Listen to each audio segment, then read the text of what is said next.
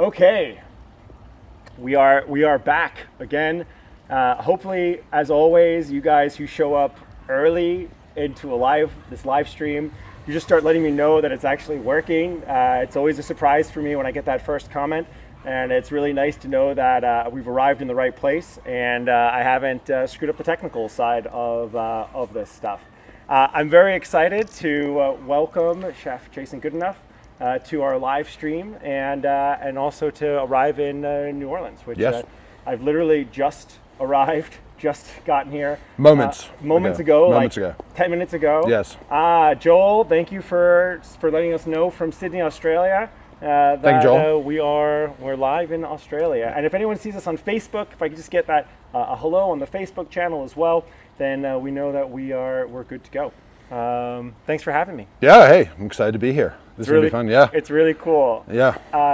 I've just visited around your house a little bit. Met your dogs. Yes. Your the boss, Mrs. and your young wonderful daughter, and this beautiful backyard here in the Garden District of New Orleans. Yes.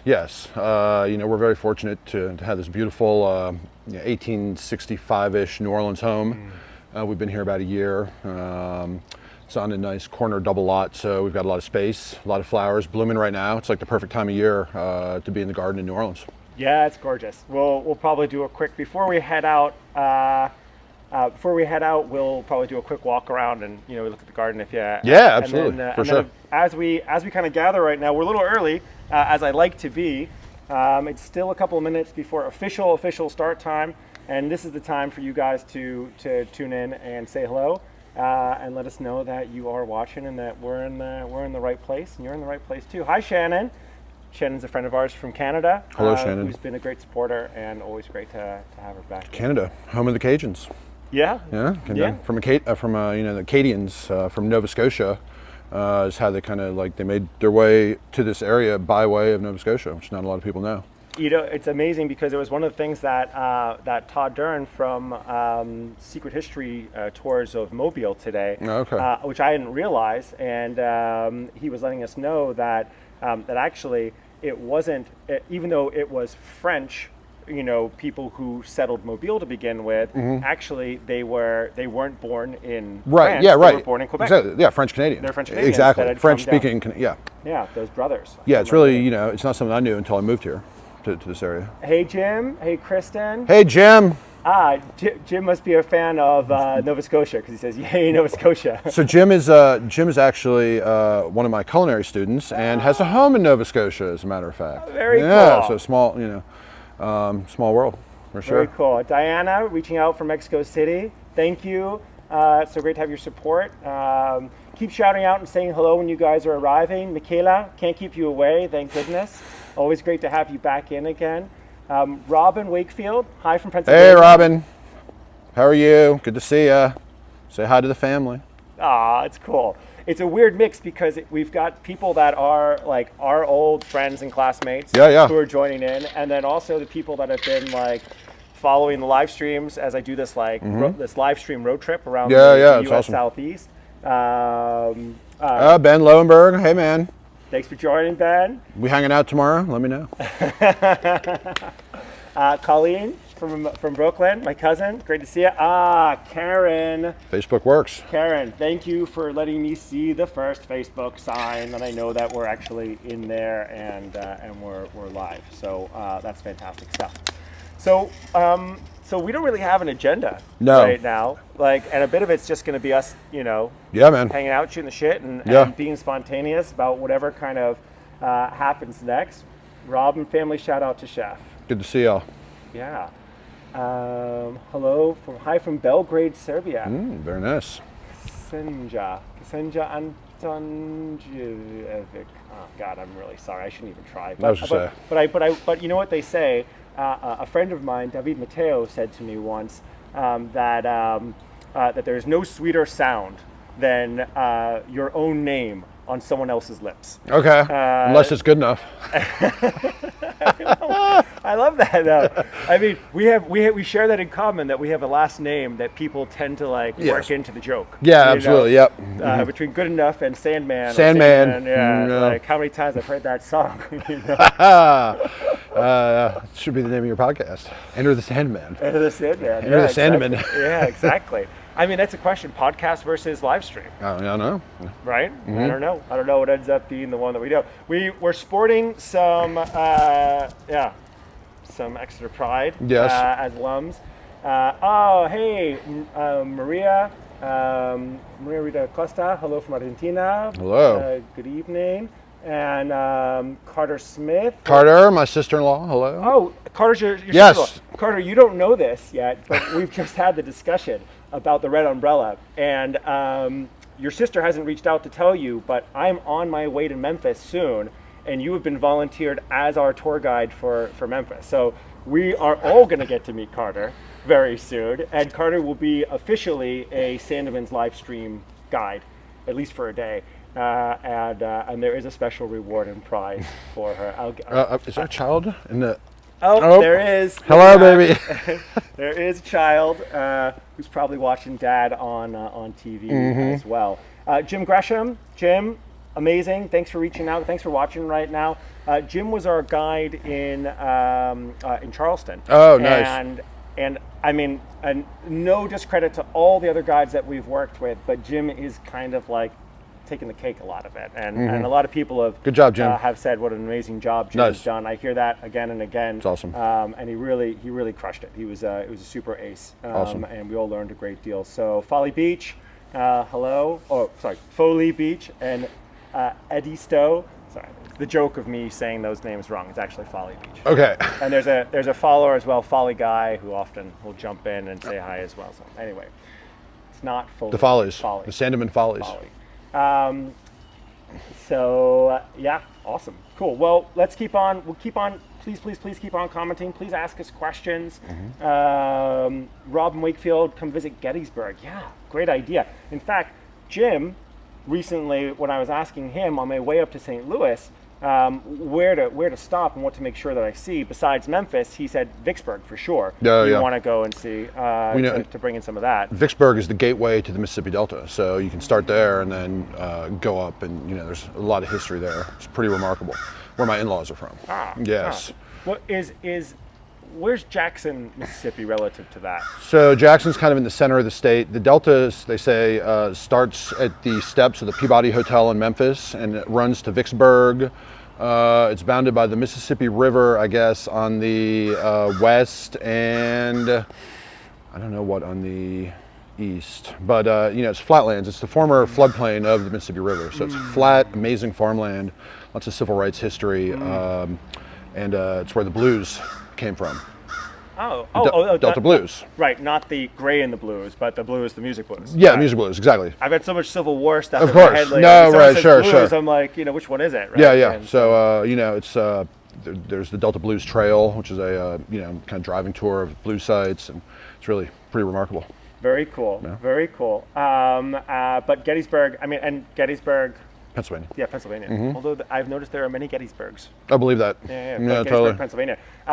Pennsylvania, Philadelphia, Gettysburg, Western Pennsylvania, that's all part of a planned trip later on once it starts to warm up a little bit towards the north. There is a thing with these live streams that if the camera is in the cold for too long, it sucks batteries, and we found that even though we've done some of these live streams as short as like kind of 23 minutes, where a guide thought they were going to talk for 30 minutes and ended up being much faster, and we've gone as far as like 2.5 hours on them as well, which is like a slog, but some people hang out and keep on asking us to keep on going. Cool. 2.5 hours in the cold, the battery won't. No.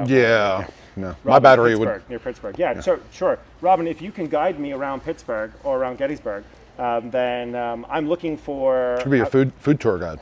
Yeah. Yeah, Robin's someone I know through the restaurant. And awesome. Really, her son Elliot is a great young chef, and I think they'd be pretty cool to show you some food stuff around there. Awesome.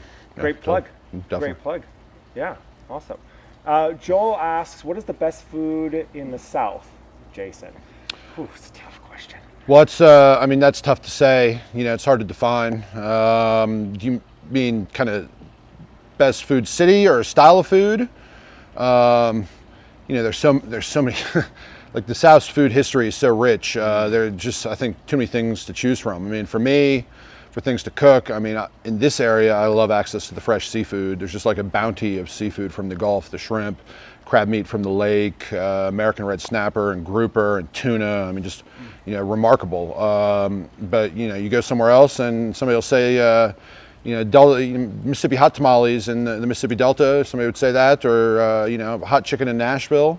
You know, it's so regional. Obviously, I live in New Orleans and I'm a chef in New Orleans. So I have to say that the foodways of Louisiana, for me, are the best. And, you know, and I honestly think the most culturally rich, diverse, and I think the last really, besides maybe where you just were in Charleston, truly like regional American cuisine. Right. You know, with the advent of the railroad and refrigeration, a lot of those lines got blurred, right, historically, like where there were more regional cuisines, but then, you know, with prosperity and that stuff, things got blurred. But they're really, people are very serious about their foodways and the history of them here. So it's very important to people. You know, they say that other places people eat to live, and in New Orleans people live to eat.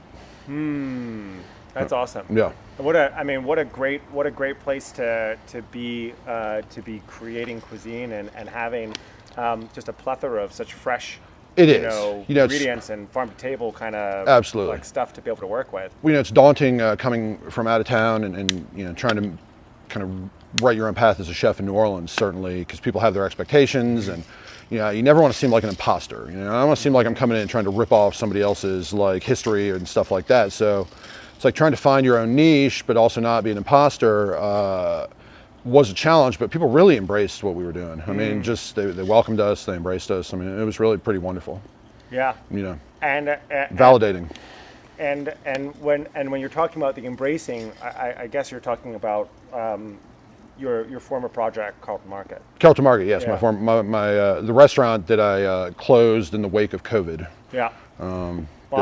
I'm very, very fortunate to have been able to dine there while it was open, and it's still one of the most memorable meals that I had. I mean, and the breaks that we took in the back alley as well, very memorable. No comment. No comment. God. I mean, we touched on it briefly, and I don't want to talk about it longer than you want to talk about it. But I know that it's great for you to have a break from constantly executing to be able to regenerate and see where that develops. But absolutely. But I know there's a lot of us which, of course, you know, are pained. Sure. With that not being, you know, something that you're pouring your blood and life into, absolutely, and also killing yourself over. That's the thing. Bit. Yeah, a lot of people say, oh, well, you know, they'll come up and they'll say, I really miss Carlton Market, and they'll say, well, that makes one of us. You know, I mean, in a way, I do, and I miss the sense of community, and I miss the camaraderie that came, and I got to know so many people, and was really accepted here in New Orleans by the press and the dining public. You know, we got to do some incredible things, but you kind of spend so long working in your business and not that much on your business, and just kind of get tunnel vision. So it's nice to be able to take a step back, take my time, and kind of see what's next. You know, and explore other paths that aren't necessarily running a very small, ambitious fine dining restaurant in uptown New Orleans. I mean, I have a very different path than you on that, and that like. And going into historical walking tours and doing specifically, you know, starting free walking tours in Berlin back in the day, and then building out the free tour concept to expand beyond just the 20 cities that I worked in, but you know, now it's in 500 cities all over, and now it's not, you know, and I think that we're all, you know, like, not by choice. Am I having to rediscover and find a plan B and think about what happens? Yeah, exactly. I mean, you know, for New Orleans, it's really been tragic because such a high percentage of the population is tied up in the dining and hospitality here. I mean, really, you know, this is a tourism-driven economy, and people come here to eat, and people come here to stay. So, you know, it's like it's gotten to this point where you walk around town, and like back in the day, you'd run into chefs, and it was like, you know, it was inspiring to run into your peers and stuff. And now you run into them, and it's almost like constant commiseration. Like, oh, like who's out of work, who's working, like, you know, who's drinking themselves to death. Like, I mean, it's just this constant. There's a pall of sadness over it. But honestly, I feel like, you're here at the perfect time because we went to phase 3 yesterday. 75% for the first time, honestly, in like a year. I think maybe today or tomorrow, maybe the anniversary that they're allowing live music in the city again. Oh my goodness! Awesome. In New Orleans, which obviously is the city of of music and food. Yeah. So, the vibe. I mean, my wife Amelia commented today and was like, really starting to feel like the city has a little bit of life back, which is exciting. It's much needed. The city, lives and breathes on camaraderie and kind of getting together and it's a nonstop tailgate kind of. Yeah. Yeah. Guys, I don't mean to not be responding to comments as they're coming in. Please keep them coming. You're talking to each other right now. Those comments are helping actually us reach more people and welcome more people into this experience. So Teague, thank you for both your generosity earlier on today. I know Todd really appreciated it. And also you following again. Teague's also visiting us from Canada. Awesome. Writes, hello from the land of poutine, maple leaves, Nanimo bars.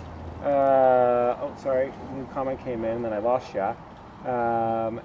Where is that? Smoked salmon and in Canada. Nice Tour. Thank you. I had a brunch poutine on my menu that got a lot of notice, and we actually were featured on the Travel Channel with homemade fries and sausage, homemade chorizo sausage gravy, cheese curds, and fried eggs. It was Food and Wine named it one of the best hangover dishes around. It was pretty spectacular. I'm sort of salivating already here. I feel like this is going to be a painful tour for the taste buds as we discuss and walk around. Adrian loves your hat. Thanks, Adrian. I guess he's talking your hat, not my hat, I can imagine. Yes. Much cooler. I also have a matching Piggly Wiggly mask that you may or may not see later if we enter a business. Oh, really? Oh, yes, cool. yes. Rock on. You were talking about commiserating with people in the industry, and I think that's also something that I've really been struggling with over this last year because a lot of people that I've worked with, who worked with me specifically, yeah, absolutely, but also are colleagues in the industry. Tourism shuttered in a lot of it, and it's exactly that, and it's part of the reason why it's so important that I feel like we're doing this. Yeah, definitely. And why it's so important to do these live streams because a lot of people are struggling, and I think we've all lost people, not just to COVID in the last year, because the isolation, the depression associated with it. Yeah, absolutely. Work. And for those folks who haven't been touched by the downturn in the economy, who've basically stayed out of gastronomy or food and bev, out of the hotels, out of tourism, then I'm happy for you. But also remember that all that money that you've been saving by not going out and eating, right, and not traveling and not staying in hotels and not going on tours, that money is money that didn't come into the economy that many of us used to support ourselves, and it just kind of disappeared. I'm really grateful to a lot of progressive policies in Europe which have helped support both freelancers and employees. And, yes. But it's not everywhere. In many places that wasn't the case. Jim asks, can you tell us briefly about the Holy Trinity and what's the secret to a solid Roux? R-O? Roux, yes. Okay. So, well, the Holy Trinity. So mirepoix are the foundational ingredients of French cuisine, vegetable-wise. So it's 2 parts onion, 1 part carrot, 1 part celery. Okay. It's in everything: stock, soup. I mean everything you make, sauce. I mean everything's gonna have a variation of mirepoix in it. Here, somehow, back in the day, I'm going to assume it's a lack of availability of carrots so much down here, whereas peppers literally grow like wildfire in Louisiana. The Trinity has become 2 parts onion, 1 part celery, 1 part green bell pepper. So that's the foundation of gumbo, etouffee, pretty much anything Louisiana food-wise is going to start with Trinity. So and Trinity is also like the base of gumbo, right? So to make a gumbo, you start by making a roux, and then a very dark roux. And then you add your Trinity to it, and you caramelize that. What makes it dark or light? How you cook it. Okay. So roux is equal parts flour and oil, or flour and fat cooked, right? So there are different stages of roux. There's a blonde. It starts off as a blonde roux. The blonde roux you cook for just a few minutes until it smells like fresh pie dough. That's how you know. When your blonde roux smells like fresh pie dough in the oven, it's done. You can take it off. But the key to roux is that it burns very quickly, and if it burns, it kills your gumbo, right? So you have to really, so there are a couple of thoughts, right? One, stir it constantly. Now, it doesn't necessarily have to be that slow. You don't have to cook it that slowly. You can cook it relatively quickly. You just have to keep it moving constantly and making sure to like get your whisk into like the edges, the corners of the pan, right? That's key, because a lot of times you'll have like some stuff build up there. Now, I had this this doctor once who is like from kind of Cajun country tell me that his grandmother insisted to make a roux, do it. Okay, and this is not how I do it, right? Because I'm a chef in New Orleans, right? I'm not advocating this, but I saw him do it, and it really was pretty amazing. A Pyrex bowl in the microwave. So he mixes the oil and the flour cold, right? Put them in the Pyrex bowl. And then started, I think he did like microwave for 5 minutes, stir, 4 minutes, stir, 3 minutes, stir, 2 minutes, stir, 1 minute, stir, and then maybe like 30-second increments stirring the whole time. And it came out like a beautiful brown peanut butter roux, and like without the risk of burning. And that's kind of was why he was advocating making that. Now, I don't do that. I just cook it in a pot. And just, you know, the key is the agitation and the constant movement, to not allow that flour to sit in one layer directly in contact with the pan for long enough for it to turn black. Awesome. Yeah. Awesome. Quick question from Gary Goodenough. I imagine there's a relationship. Maybe. There could be a connection. There could be. Gary, good question about why, if you made a contribution to this live stream on PayPal, why did it convert to euros? And that's my fault, because I need to set up a US PayPal for our live streams. I've been running ragged and I haven't done that. And so our traditional company back office headquarters is in Berlin, Germany. And that's where I got started as a tour guide. I went to Berlin to learn German, to go work for a hedge fund in Connecticut, and then it didn't happen. Like, I stayed in Berlin after that. I mean, I'd already learned German. I had to refresh, was the idea. Because it was high school German from good old PEA. And by the way, hi Lawrence, saw you come in. No worries, you could be late. You're really happy for you to have shown up. But Gary, the point of it is that that's why it was converted to euro currency. And thank you for putting up with that. They certainly by tomorrow, I imagine, I'll have set it up so that there's a US direct one, just to get that accounting stuff out of the way. Teague says, I just made homemade baked macaroni and cheese in the oven. It always starts with the roux, then mustard, and shredded cheese. Incredible, made it many times during the pandemic. Nice. Hey, Teague, great that you've got comfort food right now. And honestly, like, this is not a year for making big decisions. This is a year for taking care of ourselves. So please keep doing that. And I love baked mac and cheese, let me just say. Yeah. Yes. Robert also loves your Piggly Wiggly hat. Thank you, Robin. And Jim, grateful. Wow, sometimes I can get the Hershey's chocolate look. Thanks for the great answer. Yeah, good. Yeah, I mean, hey, the Hershey's chocolate looks great, you know, and if you're making gumbo, the kind of gumbo you're making is going to dictate the degree of darkness of the roux. You know, seafood gumbo is going to be seafood gumbo is going to be maybe a little bit lighter, but like a chicken andouille or something like that is going to be darker. You know, I'll buy smoked ham hocks at the grocery store down here and make gumbo out of those, smoked shanks. You know, and the other key to making good gumbo, good stock. Make good stock, good roux, good gumbo. Awesome. Awesome. Great question again, Jim. And Diana Pombo, thank you for the good thinking comment. And thanks for the response, Gary. I appreciate your understanding there. Keep the questions coming as we kind of stroll. Yeah, we could start strolling. Yeah. Yeah, man. What do we got right now? It's 5:20 here local time. So yeah, should we do a little quick wander? I mean, do you want to? You show me whatever you want to show. I don't want to be intrusive in your. Whatever you want to see, you can see it all. You know, it's fun, man. All right, cool. Show the garden since it's such a beautiful, beautiful time. Let me bag up.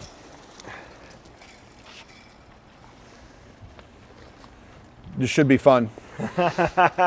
I mean, it'll be, if it's not fun, it'll at least be weird. Yeah, exactly. Weird is good. Yeah, weird is good. Took me a long time to wrap my head around that. Yeah, you know? Oh gosh. Yeah. Well, once we get old enough, when we realize that the only person that's really judging us is ourselves. And And then we give ourselves a massive. Hello, Kate Gorman. Hey, Alan. How are you? Nice to see you guys. Oi. How you guys doing? Good. All right.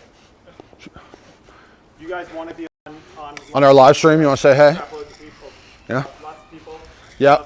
I'm doing a live stream walking tour of the neighborhood. You are? Yes, this is a friend from high school. Cool. That's why we're both wearing the same shirt. Very nice to meet you Alan, guys. nice to meet you. Hi. Sleepover? Yes. Mm-hmm. Awesome. Good. Yep, it's going to be fun. Yeah. Yeah. Always. Oh wow, you're getting all of them, huh? Yes, it's going to be a busy night tonight, yes. Well, I'm really, I didn't realize that, and I'm even more grateful that we're able to hang out a little bit. Or maybe I'm saving you. I don't know. Salvation. It's a hot mic. So salvation, sir. Salvation. All right. So, garden. Anything in the garden that you want to show us specifically? I mean, it's gorgeous. Yeah, I mean, it's a great time of year in the city. We have lots of camellias and azaleas are blooming right now. We just had a freeze, which is pretty rare here. That's why you'll see a few brown things. But we've been in this house about a year, and we really love it. We have a Meyer lemon tree over here, so I got some really nice, a nice batch of Meyer lemons this year. The last few are on there. Do you guys have the light blue, that paint blue, underneath in the porch, up above? Probably. Yeah. Look at that. You know the story behind that, right? No. Mm-mm. It's fascinating. I've learned this now from a couple of guides.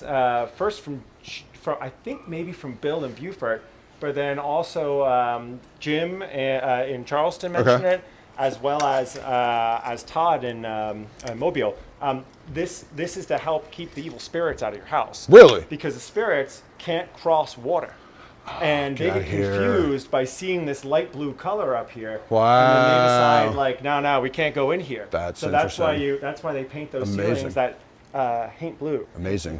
Yeah. So yeah, I mean the house is Civil War era, which when we renovated it, we really and started pulling up floors. We found some really neat stuff. I came across some pipes in the floor, and I asked the guy what they were. He said they were the lines that used to carry the gas to the gas fixtures in the pre-electric era. And then we found all this amazing old heart pine timber boards beneath. So it was pretty remarkable. Amazing. Did you have to do a little bit? But Yeah, and you got the blue up there too. Absolutely, yeah. That's it. You guys keeping the evil spirits out. Yeah, well, doing our best. I can't promise you anything. And Let me ask you a question though. Let me ask you a question. Please. Does it also keep them in? I guess it's a good point. If they manage to get in, they can't get back can out they not? again. Can they not escape? Right. I mean, guys, tell me for the guides from the south who know this much better than I do. Tell me, do the spirits also get trapped in, or do they find a way out through these gorgeous federal-style windows to be able to escape? And you got the the gas lamps. Yes. So this is actually an Italianate cottage. So.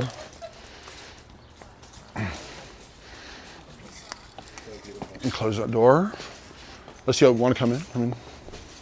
Diana, yes, we are roughly the same age. We were a class apart. So yeah, we're both kind of old folks now, huh? No comment. I mean, If you want, we can walk around this way and go out the back if you want.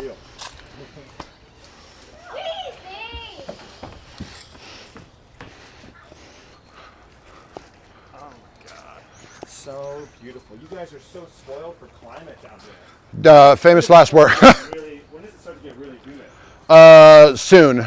I would say, kind of, Jazz Fest is the last weekend of April and the first weekend of May. I'll show you back here. We have another little garden. And that's when it's starting to get like really hot.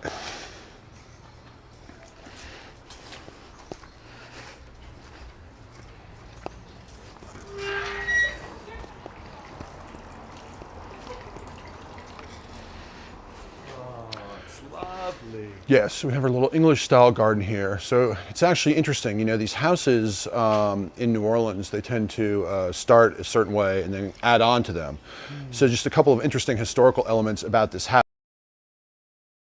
You can tell when they kind of added to it. So first of all, you see this window up here. This used to be a window that now it's now split by this roof line. So this was part of the original.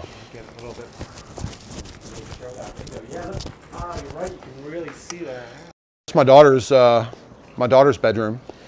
The house actually, so it came with documents going all the way back to the 1860s. So we kind of learned a lot about it. And another interesting thing right back here that I think is fascinating. I mean, it's kind of random, but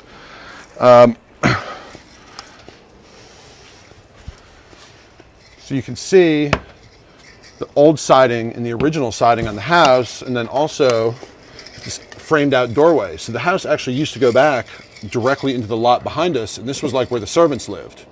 And this wing in the back is a service wing where there were kitchens and where the servants lived and stuff. And then in the front of the house was where the, And they split it eventually. I mean, they took it off and they sold these lots behind, because originally it was the 2 lots next door here and behind, and also this lot behind us. Wow. Was all part of it. And then they parceled it off and sold it off, separately over the years. But it's really quite fascinating. I'm gonna have to come and help you on part of that siding and do some painting for you. That was one of the things I did to help put myself through college, was to in the summers do house painting. And I can see that there's a little bit of the paint there, maybe some water behind it. Okay, good to know. Right, we'll do a. I'll take you up on that. Yeah. You can come paint my house. If you cook lunch, then. Hey man.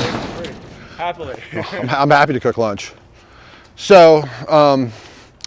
Lots of love about lot of house envy, just so you know. Heard that. Well, yeah. You wouldn't. We're very. The chat has mentioned it a couple of times. Yeah, we're very blessed to live in this incredible home. It really is amazing. We've been here about a year, and it's just, this is the forever house. We don't ever plan to leave. No. Your daughter will be very happy. Yes. One day to also hopefully live in that house. So, point of interest, the Garden District, actually, we technically live in Turo Bulani. The Garden District, the border of the Garden District runs down the middle of this street. So, this is Delachaise is how it's pronounced. I mean, if you actually speak French, traditionally, I believe it'd be Delachaise. But we're a little bit liberal with the French pronunciations, well, just the pronunciations in general here. Burgundy Street, like the region in France, is Burgundy. Calliope, like the instrument, is Calliope. Like the city in France is Charters. So took a while to kind of wrap my head around it. Like the trees are doing a number on the sidewalk. Well, so it's funny. So my understanding is that it's not that the trees are growing up, but instead that the city is actually sinking around the roots of the trees. Because the city is sinking, right? New Orleans traditionally, before the levee system was built, every year the Mississippi River would flood, and then it would leave sediment deposits, and sediment deposits would, hello. How are you? Oh. Okay. Hello. All right, So the sediment deposits would replace the land loss and the land that had sunk. But unfortunately, when they built the levees, that kind of eliminated the possibility of the sediment refresh every year. Mm-hmm. So the global warming situation here and the sea level rise is actually compounded, because not only is the sea rising very near to us, but the city is actually sinking at the same time. Mm. So, the situation is compounding. Yeah, exactly. It is a double whammy. Real quick, Douglas Neff asks, Garden District? Yes. We're in the Garden District now. Yeah, Garden District of New Orleans, Louisiana. Yes, so we just crossed into the Garden District. This is Louisiana Avenue, one of the main thoroughfares. I think we're going to walk over to Magazine Street, which is kind of the main commercial, shopping, retail, dining corridor in the city. We'll meander down that. We'll look at some houses also in the district. I have a good friend of mine, is a really amazing artist. His name is Alex Beard. I think we're going to stop by his house and say hello. We'll put a link to Alex's website and his work as well inside of the right up on the tour. Awesome. So also, Folly Dude, who I was talking about before, Folly Dude, we were actually shouting you out. Yes. So happy that you come in, because we really were talking about you already. So. Part of the Sandeman Follies. Yeah, this is one of these old spectacular homes across the street here that I think are just amazing. Funnily enough, there are a dime a dozen in the city here. Well, Although I'm sure they don't cost a dime. No, not even a dozen dimes. So the area that we're in here, right, is part of the original, not necessarily the original part of the city, which was more downtown, but is an older part of the city. We're in what's called the sliver by the river, right? In the sliver by the river, the Mississippi River is 2 blocks straight ahead of us. This area has never flooded, at least as far as I know, but my understanding it has never flooded because the older parts of the city are the higher ground. And then as people kind of as the city grew, they were forced to move to areas that are lower ground that are more prone to flooding. So if you start in the French Quarter and then go up to the Carrollton neighborhood where my restaurant was, it all tends to be higher ground.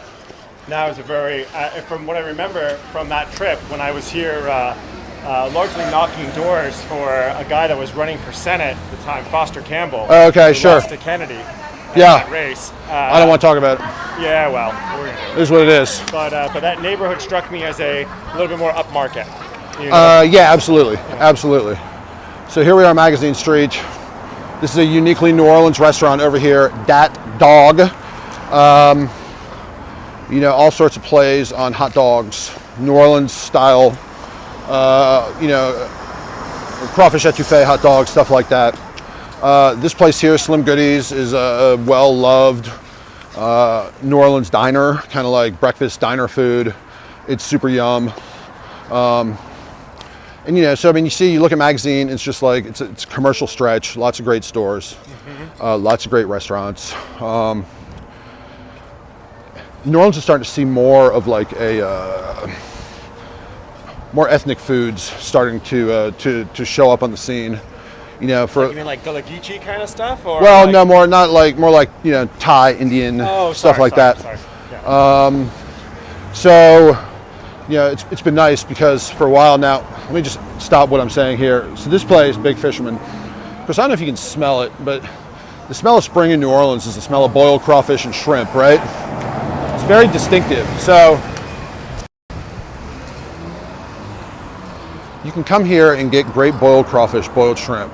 Now, if you're a vegetarian, the Daily Beat across the street does really good kind of like whole grain, nutritious, you know, chia and what's that ACAI stuff? I mean, I've been a chef for 20 years. I still can't figure out what the hell's going on with that. Yeah. Acai or something. We're gonna need a vegan to give us the phonetic pronunciation. Yes. Now, to your left, Chris, is Bromart, right? This is a very, like, this is like this grocery store is like NoLa AF, you might say, right? I mean, it's like, you know. Thanks for keeping it PG-13. Yeah, you got it, man. You know, famous. We're not going to talk about their politics, though. We're going to move on. Yeah. To our right is the Bulldog, like another kind of legendary New Orleans bar. I don't drink, so I can't speak a whole lot to the bar scene in New Orleans because I haven't had a drink in 12 or 13 years, 12 and a half years. Never drank here in town. Is that my friend? And do not be and you live longer for it. You know? So what is well, hopefully. I've noticed that in my last years, I drink significantly less. That's good. I try to keep it just 4 to 6 alcohol units a week at this point. Okay, nice. See, now, I mean, this is some of the kind of the bad news. Well, I mean, COVID. Now, those of y'all may know the celebrity chef John Besh. He recently opened this place, Cho Thai. Let's say he quietly opened it. You know, it's okay. When you mean quietly open, you mean like with not a lot of marketing promotion behind it, or? A lot of marketing promotion, but not really with his name attached due to a certain scandal that broke maybe like 2 years ago. So, you know, kind of he's taken a back seat, I think, in terms of PR. And is, you know, opening different kinds of places. So this place is great, etc. Douglas says, I've heard that there's a strong NoLa Vietnamese population. There is, yeah. Any good restaurants recommendations in that direction for Vietnamese cuisine? Absolutely. So on the West Bank, they have a lot of Vietnamese. Yeah, you're right, exactly. See, that's the friendliness of the local. No, it is, exactly. Tanned in. The best, man. A friend of mine owns one right there. Which one? Honestly, I forget the name. I'm a little drunk right now. Yeah, good for I'm jealous. There you go. Have fun, man. So yeah, exactly. So there's a giant Vietnamese population on the west bank of New Orleans and in New Orleans East. And there's really incredible, like, Vietnamese food. So if I'm going to eat Vietnamese in the city, I'm going to go to Pho Thao Bay, which is downtown. If I'm going to eat Vietnamese, like the best Vietnamese I can find, I'll go to Tan Dinh in the West Bank. Now this store is Flirty Girl. Everything's like New Orleans related. It's all clever t-shirts and signs and stuff. Life, like lots of New Orleans Saint stuff. Yeah, it's great. Here, I like this. Yeah, Like this shirt. Margaritas made me do it. yeah, it's great, man. Just in time for St. Patrick's Day, it looks like. Oh, yes, of course. Now down this street, you can see the brown sign is Levy Baking Company, right? Okay, let me shift. Can you see it? Oh yeah, I see it there. They're not open, so I know that we need to walk down there. Now, I point this out because my favorite thing to do on the weekend in New Orleans is to go get croissant and sit on my front porch and drink espresso and eat my croissant. Levy Bacon has truly, truly magical croissant and pain au chocolat. Now, the secret is, right, they open at 9 o'clock on Friday, Saturday, Sunday. Now, this is during COVID. It could change. I'm not sure with everything changing, but they open at 9 o'clock on Friday, Saturday, Sunday. But they start selling their supplies for that day at 2 p.m. the day before online. As soon as they open at 9, the line is down the block, and I don't like wait for food. I abhor that, Yeah, right? no. So what you can do is order online before you go to the back door. They give you a phone number to call. And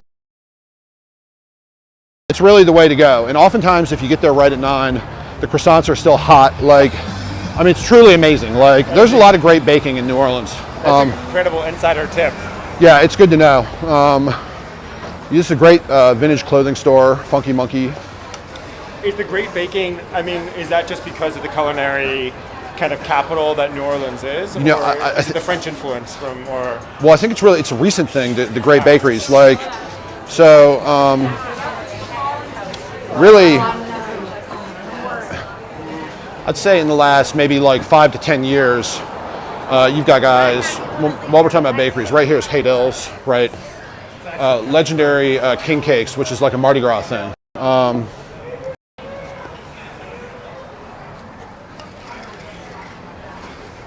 Yeah, it looks beautiful. There's so much, it's so nice to feel the vibrancy, but also at the same time to see that at least a fair number of people are still wearing masks. Oh yeah, You absolutely. know, like, I mean, doing it smart. New Orleans has been the people in New Orleans, and I think the mayor have done a great job, and they've been very, like, this is a city where people are really respectful of each other, and like each other's opinions like matter, right? So,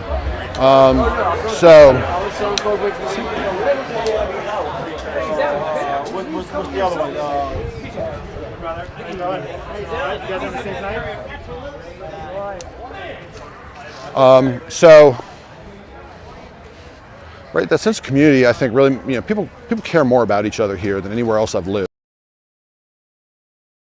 London, like, and as such, I think people were more inclined to just like follow the rules. So this Terence Osborne is a very well-known New Orleans, modern New Orleans artist, right? He does these, bright New Orleans scenes. Beautiful. I love how let me see if I can get you guys this view without the reflection. I love how they've got the Mardi Gras beads as part of the decoration. Yeah. So, we had no Mardi Gras this year. Yeah, what a lament. I mean, that must have been a massive hit for a What's that? lot of businesses. And that's the Well, the for one restaurants, town. like my restaurant, because everybody's out on the parade route eating Popeye's chicken and not like sitting in a fine dining restaurant. Sucre here, another great New Orleans bakery. More modern, kind of high-end stuff. Macaroons. The place macaron. Macaroon is a coconut ball. A macaron is a filled meringue sandwich. Thank goodness that you're here. You're right. Usually I have to wait for someone on the feed to tell me that. Okay. Crappy, pronounce their. Well, there's I know the food. Going Oh wow, here. this is terrifying. Yeah, and you don't see that every day. No, you don't. No. Douglas Neff says Willie Mays, Dookies, or somewhere else, and has a picture of a chicken. Popeyes. Really? I mean, honestly, look, I'm not even joking. Like, I know that sounds ridiculous. Like, so Willie Mays I've heard, has amazing chicken, but the sides are hit or miss. You said Dookie Chase. Dookie Chase, amazing. But look, man, I think Popeyes had a 26 in Zagat for food. Like, Popeyes in New Orleans is a level above anywhere else, and it's actually from here. The Copeland family founded Popeyes back in the day. I mean, it's like a New Orleans institution. Like, I cannot even overstate enough that the Mardi Gras parade route is like a Popeyes party. That's cool. It reminds me of in Germany, actually Subway sandwiches are pretty good. Is that right? Really? Yeah, but you wouldn't really go to Subway's for a sandwich. Correct. Deli sandwich in the States, not at all. No. But there, you can. It's great.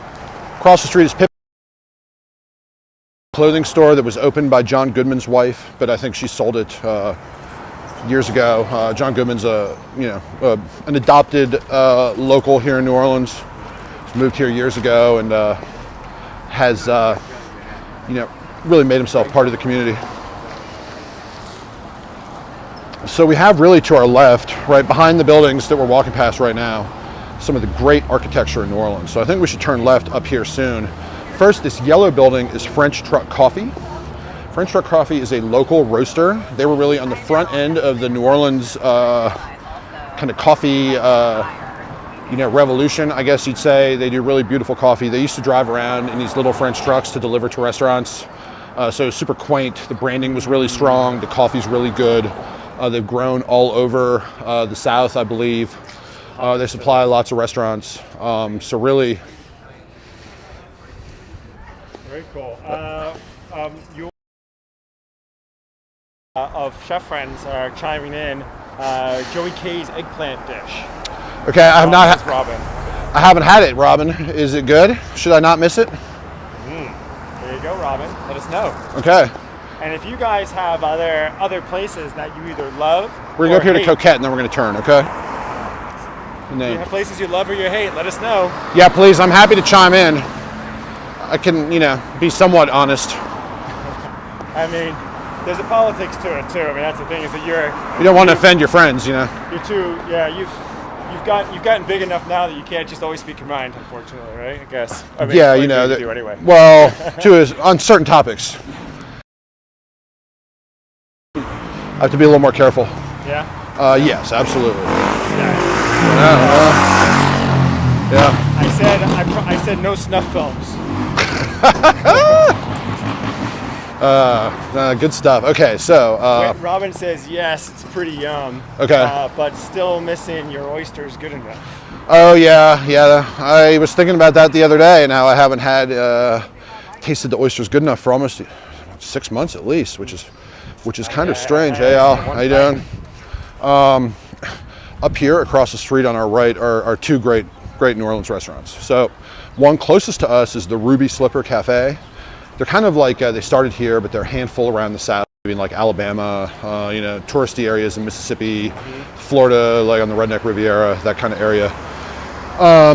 It's good. I was gonna go to there for breakfast in Mobile this morning. Okay, nice, man. But I can't wait in line for 30 minutes for food. Well, correct. So yes. Instead I went and had an awful breakfast burrito. Oh, that sucks. So it's good. And the places do tend to have long lines, but they do it good. Lots of different Benedicts and stuff like that. But it's hearty, it's tasty, it's cheap, and it's uniquely New Orleans. Now next door on the corner is Coquette, right?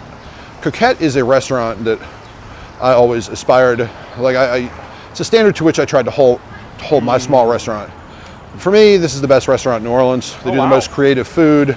It's small, bistro-ish, and constantly evolving menu. Now I'm not sure exactly what's been going on with the COVID.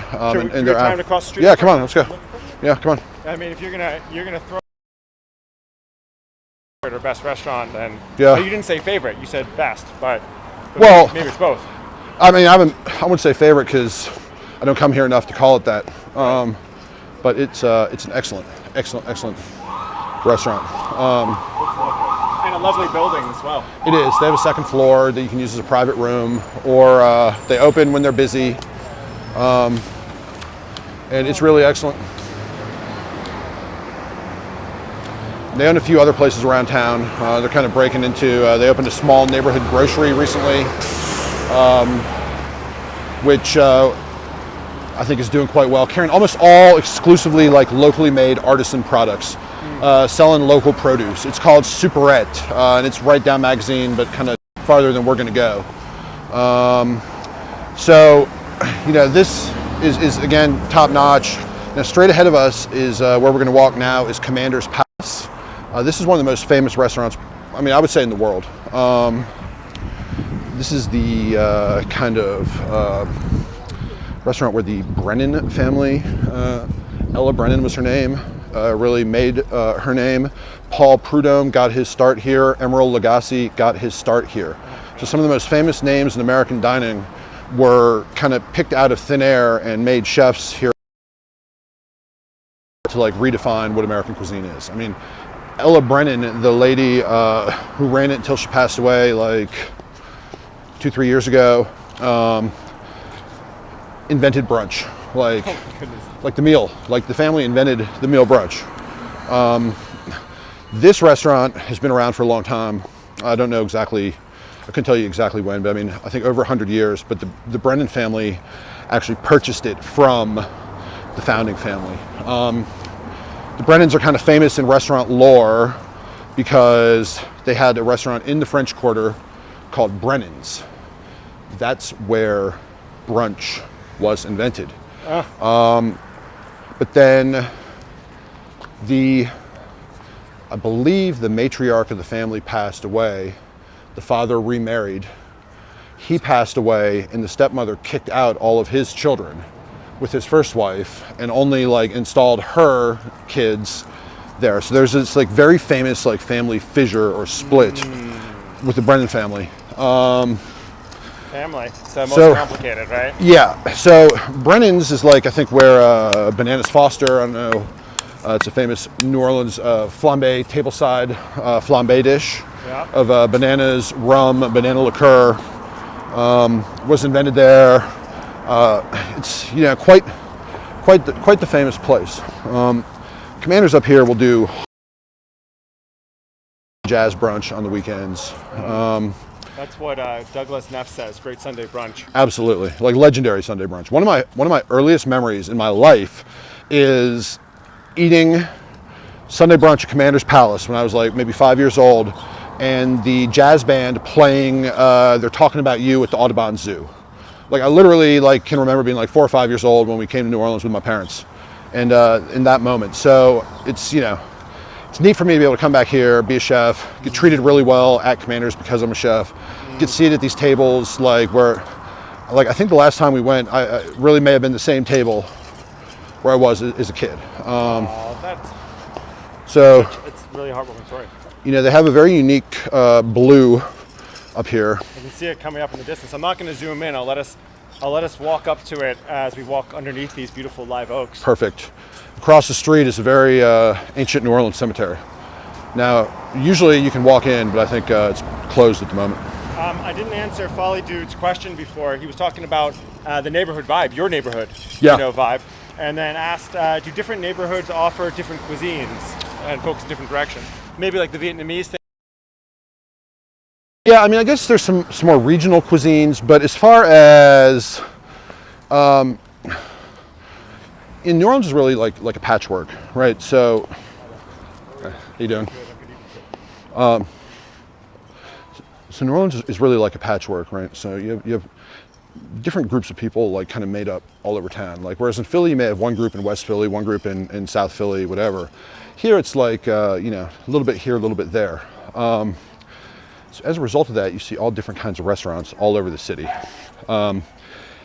Geographically, New Orleans is not really a very large city. We're constrained by the crescent of the Mississippi River. So the actual city itself is not huge. So, you know, really, the Grand Dame Creole restaurants, Antoine's, Arnaud's, Galatoire's, the places that have been around hundreds of years and haven't changed the menu since like 1900. Largely located in the French Quarter. Commander's right here is the one outside of the French Quarter. Oh, I love their signage. Yes, this is a place, you know, where if you're really well known here, like if you're a big VIP, like, you know, say John Goodman, actually have a key to the kitchen door, so they don't even have to walk through. You know, there's a special phone number for people for reservations. Like there's a public phone number and then there's the special number. You know, and I consider myself like part of the crowd when I got that special number when I was, you know, a young chef here. Awesome. Like a badge of honor. Exactly. The restaurant's huge. You see, it goes and goes. There are multiple dining rooms. And then this outside area here is actually part of Commander's Palace too. So you walk in here, you walk in the front door, turn to the left. If you're sitting out here in the courtyard or in this building, you walk right through the kitchen in the middle of dinner service. And it's like part of the jam. Right. It's really neat, you know. Is that frustrating for someone as a chef to have that traffic coming through, or? Well, I mean, the kitchen is designed in a way where there's space for that to happen. You know, it keeps you on your toes. You can't really act like a huge jerk. You got to be clean. You know, you can't be throwing stuff at the cooks and you know, stuff like that when you have customers walking through. Right. This building at the end here, they started. This is where you can pick up their curbside to-go stuff that they've been doing for COVID. Yeah. They're doing like online wine and cheese things where you can, like, they send out the wines and the cheeses and they sit there and you taste them. It's a big party with all these experts. All right, so this is the Lafayette Cemetery #1. Bill Reynolds, our wonderful guide from Beaufort, South Carolina, just logged in. I was talking about him earlier on about the Haint Blue in the ceiling, and he writes, "Love jazz brunches at Commander's Palace." So thank you, Bill, for joining in. And yes, thank you, Bill. Dude, absolutely, man. That's what we're here for. If you ask questions, we're going to answer them. So don't hesitate to keep on asking. We're here for you. So Lafayette Cemetery 1, established in 1833. You know, it's funny because I've now been in New Orleans for 10 years. But you walk through this cemetery and you see names of families that your kids go to school with. Wow. For sure. You know, people have been here 7 generations, 8 generations. I mean, some of these folks, it's really amazing. Usually you can walk through here. It's been closed since COVID. So, you know, we bury our people, quote unquote, we bury them. We inter them above ground here. I've heard various reasons as to why. The first being the water situation, that the water table is so high. Yeah. Oh, sorry, good. I've heard it's because most of them are vampires. Well, I mean, obviously. If they're buried underground, it's much harder to get in and out every night. Yes. For the Anne Rice lovers, you know, the vampire Lestat lived near here. As did Anne Rice, as a matter of fact. Write what you know. Famous food writer and culturalist Julia Reed, who was a Southern writer, a friend of mine who recently passed away. This was her apartment up top here, where she really hosted some pretty legendary parties with some unbelievable food. She's a real icon of kind of Southern culture, you know, editor for Vogue. But hers was a loss felt hard for a lot of people. Across the street here is the former ice rink, now a shopping center, or caddy corner, I should say. The ice rink should meander down to Mr. Beard's house now. Let's go say hi. Yeah, I agree. This is awesome, by the way. This is great. I love walking around my neighborhood. I mean, I really do. Like, you know, my wife loves architecture. Like, she loves we get out and we just walk around. We'll take our dogs and we just walk and look at houses and, you know, kind of. It's so authentic what you're doing right now, because you are speaking to what you know. Exactly. And you have so much passion for your neighborhood. I guess for everything you know. Well, you know, I'm kind of a passionate guy, Yeah. to a fault, you might say. Yeah. But Hi there. Oops, sorry about that. Hi there. So 1 block to our left is St. Charles Avenue, which is probably the most famous street in New Orleans, where the mansions are. So 1 block that way. And the Mardi Gras parade route goes down St. Charles. So, you know, people from Napoleon down to the bottom of St. Charles Avenue line it on both sides, 10 people deep, eating food, drinking, partying, dancing, and catching beads. Because I had an incredibly limited understanding of Mardi Gras when I moved to New Orleans. We're going around that way. I was gonna say, man, this is a spectacular. Oh, and this, okay, so this fence, my wife could speak more to it. This is a very famous cornrow. It's called the cornrow fence, right? It's like a wrought iron kind of fence. Incredibly famous for its detail work. That's all I know about it. Jim, if you're watching right now still, Yeah. this fence is for you. Yeah, man, agreed. We can go around the corner and follow it. And then you see the home behind it is equally spectacular. Diana says, I'm enjoying this beautiful tour. Thanks. Diana, thank you for watching. It means the world to us. Shannon says the reason why they bury them above ground is because the ground's, you know, the ground situation. The city's sinking, too marshy. Yep, that's right. Exactly. Douglas Neff asks, any hidden gem chilling places in your hood, like Bacchanal in Bywater or something? Let me think. So, a new place just opened that is more like in Central City, but I think is going for that vibe. Private residence? Yeah. I mean, Jesus. I know. Called the, they're all like this down here. Wait, just wait.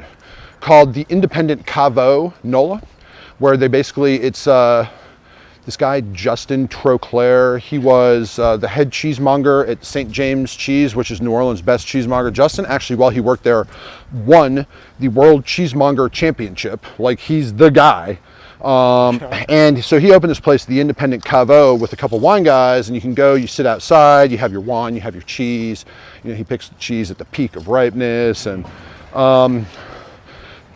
spot on Tchoupitoulas. You know, Tchoupitoulas, some beer garden type places have opened that have great outdoor spaces like Bacchanal. I mean, maybe they don't have the same level of food and the, you know, kind of the vibe, but that are certainly like nice, beautiful places to go and sit outdoors. It's called Long Iron, just opened on the Lafayette Greenway. The Lafayette Greenway is a bike and walking path that has recently been like built from scratch, running from the French Quarter to mid-city New Orleans. Now have like places opening up on it just for bikers. Like French Truck Coffee opened a place on the Greenway, and there are some bars on there that have amazing outdoor seating areas. So this is another one of these pretty spectacular homes to your left. You know, and you can appreciate the totally different architectural styles. Mm-hmm. So, you know, as you walk around the city, I mean, you might see, you know, 10 styles in 5 blocks, based on kind of like time period, when the homes were built, taste of the owners. So we're gonna take a left up here and go see some of the more beautiful places. Mm.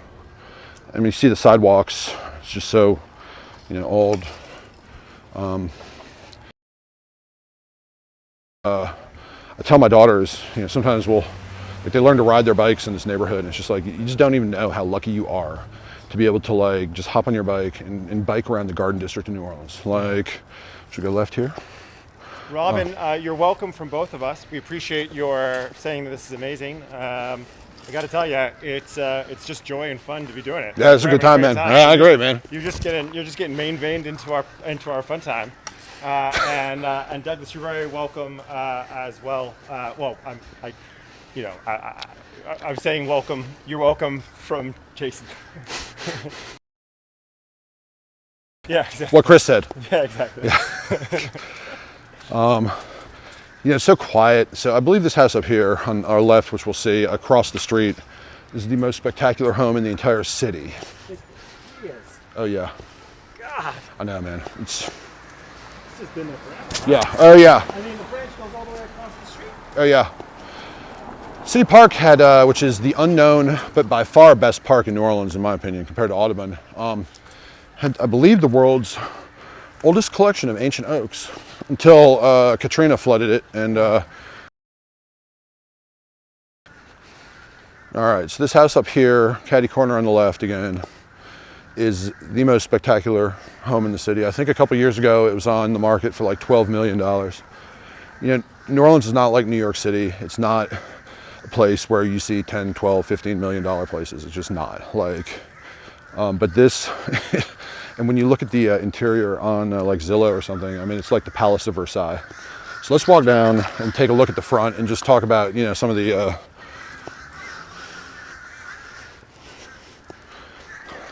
because it's not just a house. There's like the side houses and stuff as well.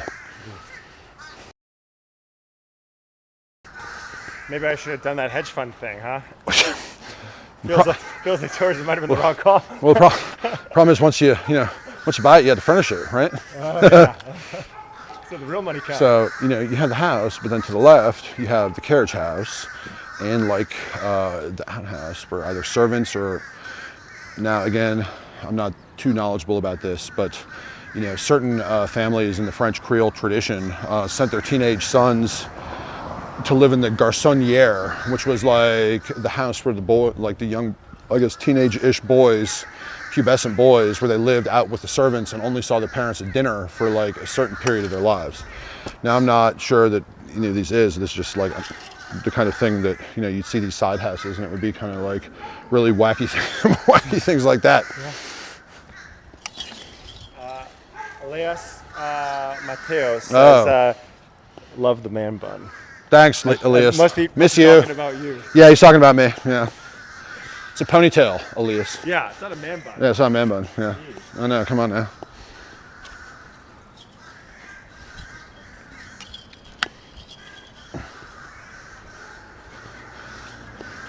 About 1 block from my friend Alex's house, and so Alex, for those of you that don't know, city of New Orleans. Our daughters are best friends from school, and just coincidentally, we went to the same elementary school in New York City, although not at the same time. But so there's some commonality there. He lives in a beautiful Garden District home. That he could probably tell us more about. He's quite the expert.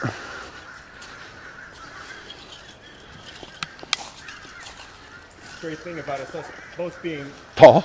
Yeah.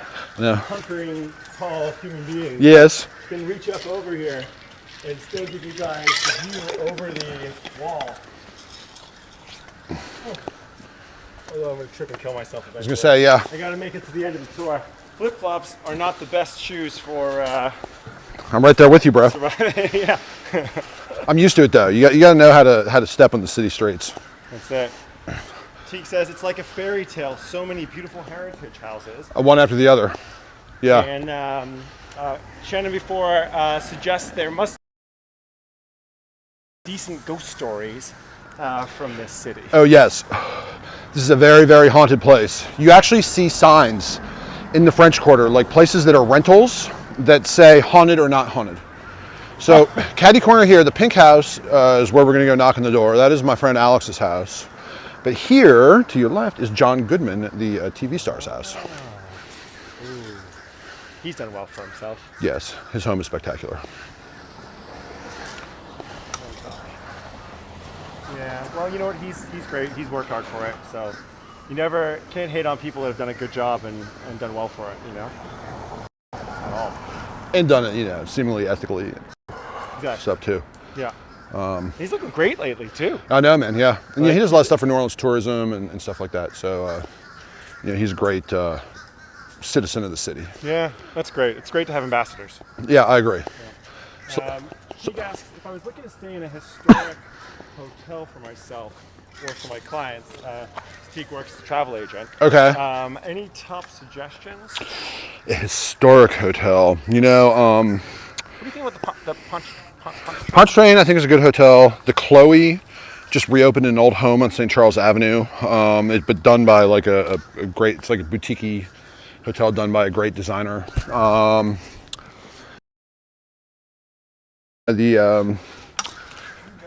is the Royal Sonesta on Bourbon Street? I mean, it has some historical qualities to it, but you know, for me, I want like the top. I mean, I book hotels here kind of based on the top quality.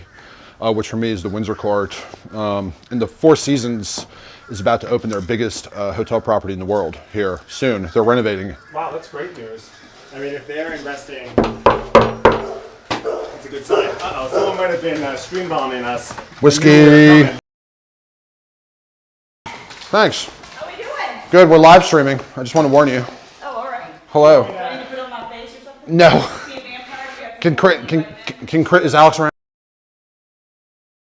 Yeah, it's just, that's Chris. I'm putting it on myself for a second so that way you don't have to. That's Amy. That's okay. I didn't know if you're a vampire and I had to formally invite you in. You're welcome into my home. Thank you very much. It's a very Good vampire reference for our live stream from New Orleans.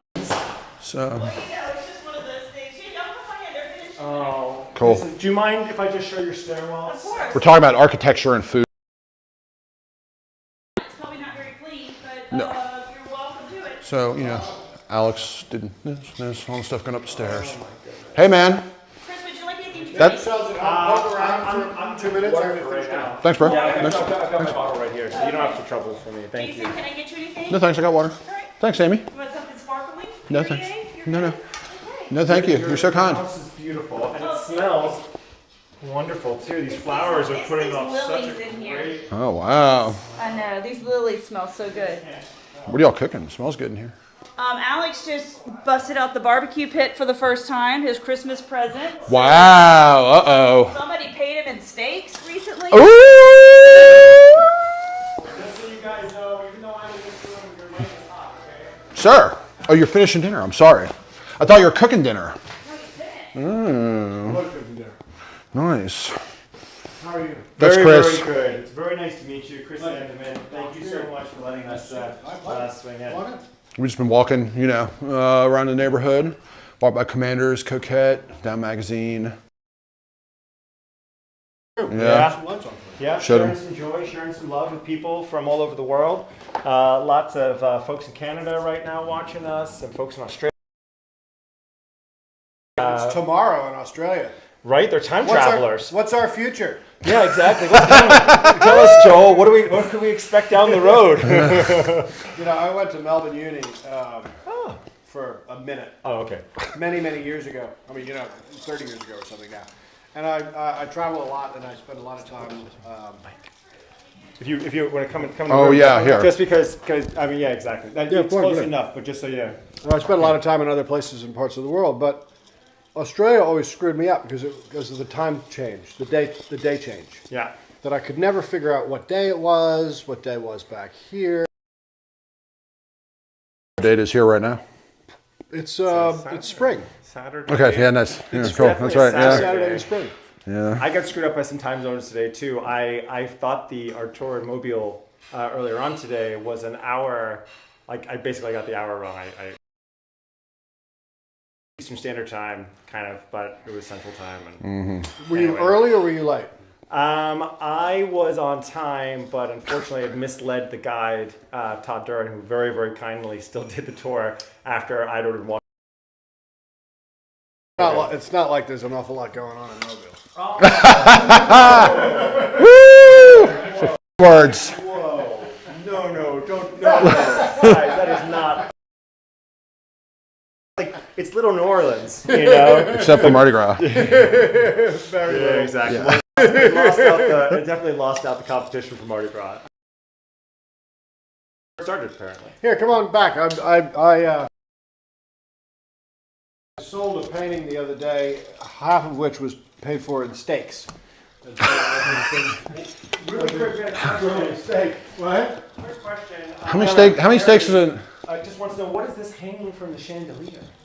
Oh, that is a weaver's nest that I cut out of an acacia tree in East Africa. Already unoccupied. But Yeah. this one, it's got an entrance here and another entrance here. And usually, it's different species of weaver come in and out of, and some of them have a front door and a back door, and this is that species. But you can see it's still attached to the To the acacia Wow. thorn because it's built all the way through that stick.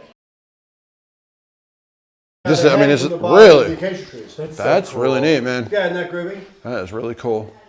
Yeah, I bring back from my safaris, each one of these cups is a safari.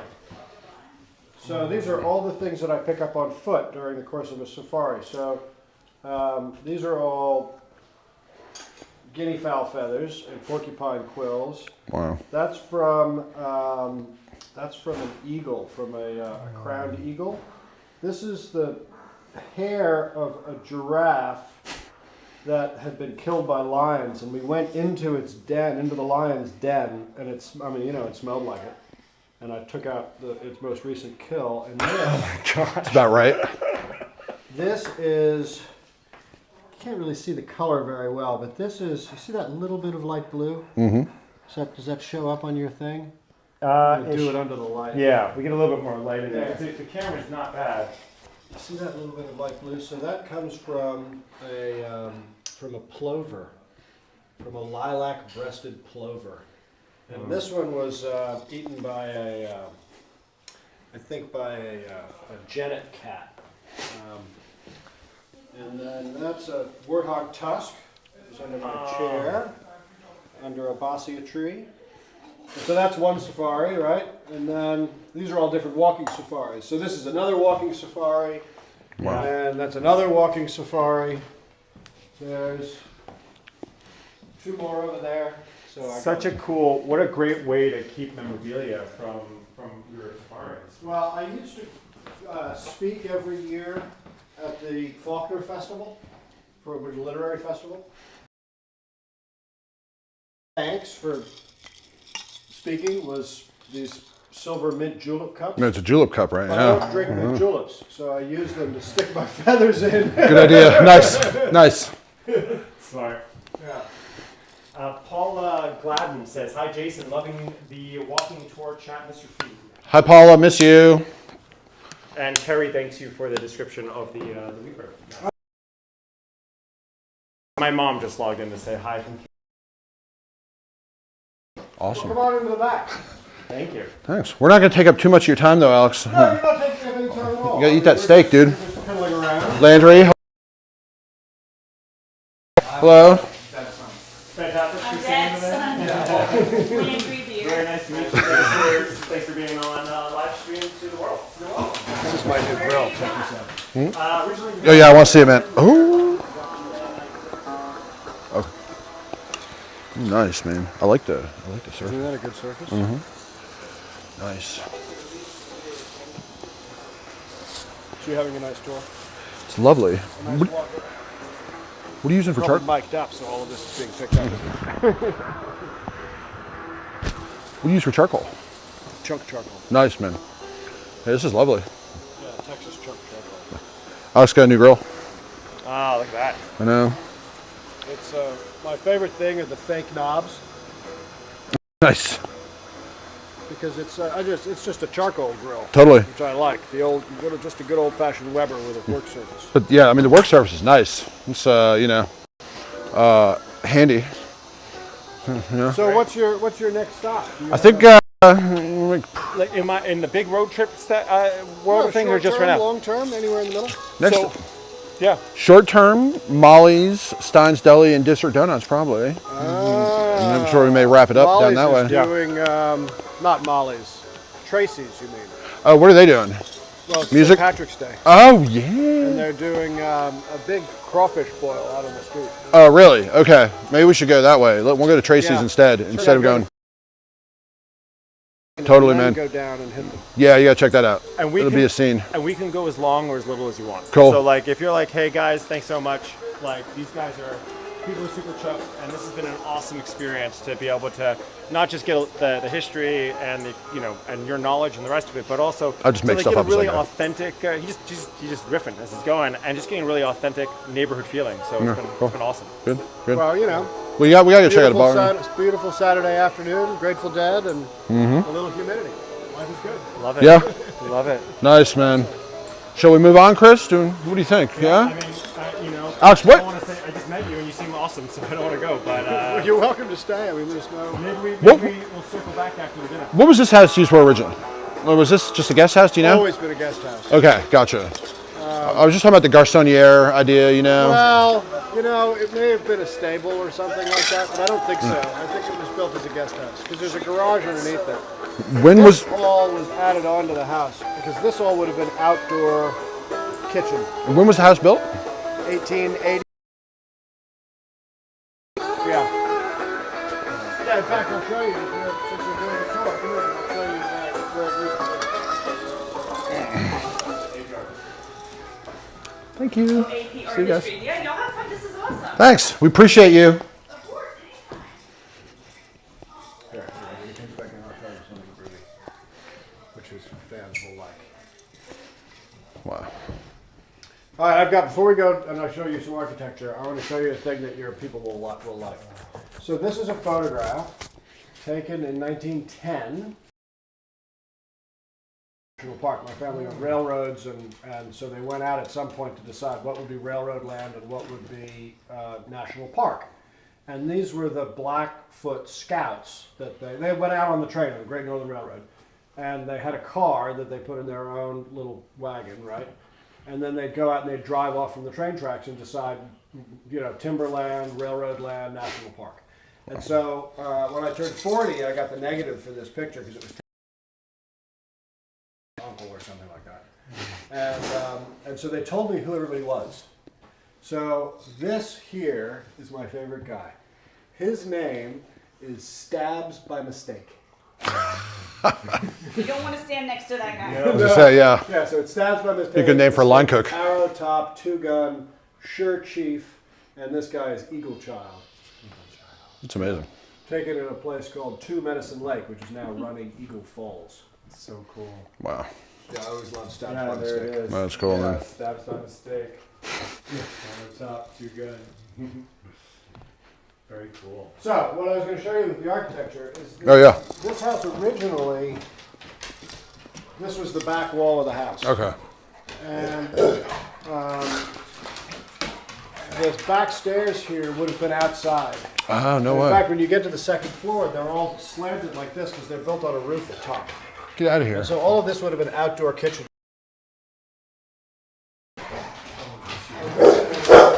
Good boy. Good girl. Good girl, I think, right? Come here. Good girl. So originally, you see this? Come here. Go out there. Go outside. Go bark at the neighbors. He's friendly. Whiskey, yeah. So originally, you could see the stairs go up and then it creates a railing which now stops here. And originally that railing would have continued all the way around to the side. It's now a closet and a bathroom and stuff up there. And they built this house before there was any indoor plumbing. So they had to figure out where to put the, you know, around World War I, they had to figure out where to put bathrooms and stuff. Wow. And so you can imagine, originally this would have had like one of these big, grand, spiraling landings, which is why the ceiling is so high here. So the house is built like a giant Nautilus shell. And so when it's hot, we're about 4 feet off the ground, and the cold air from, but the sort of the dank air from under the house would come through the floorboards, and it would get sucked up these front stairs in this giant spiral, and then all the way to the third floor, and out through a vent in the attic, which is like the fourth floor. And it's extraordinary, right? I mean, you're building these things before there's air conditioning. Right? Yeah, I mean, is that, you know, louvered door? Yeah. And right, and I'm like, I assume maybe during the summer it was to open to create more I ventilation think coming it up, creates a and gap. exactly, yeah, When that's what I bought thought. this house, they had they'd sealed the third floor up because they had put a bunch of, you know, hot water heaters and stuff. No, And so I unsealed all of it, and it was like the house took a big deep breath. oh And you yeah, could stand really. on the third floor with the door open, and the downstairs doors open, and the big French doors open on the third floor, and there was a wind that would That's cool. feel the house breathing. Such a beautiful, I mean, such a beautiful space, but also such a welcoming, beautiful home.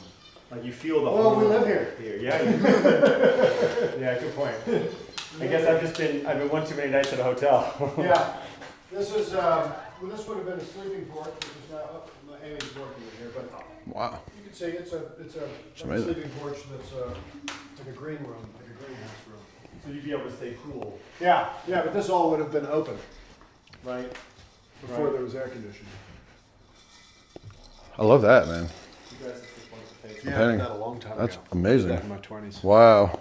Yeah. No, I mean, in my Picasso period. It's easy I was gonna say, I mean, you know.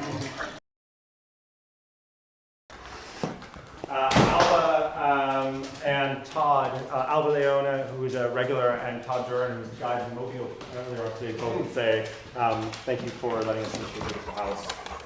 Mobile's not that bad. We love Mobile. Now that you know he's watching.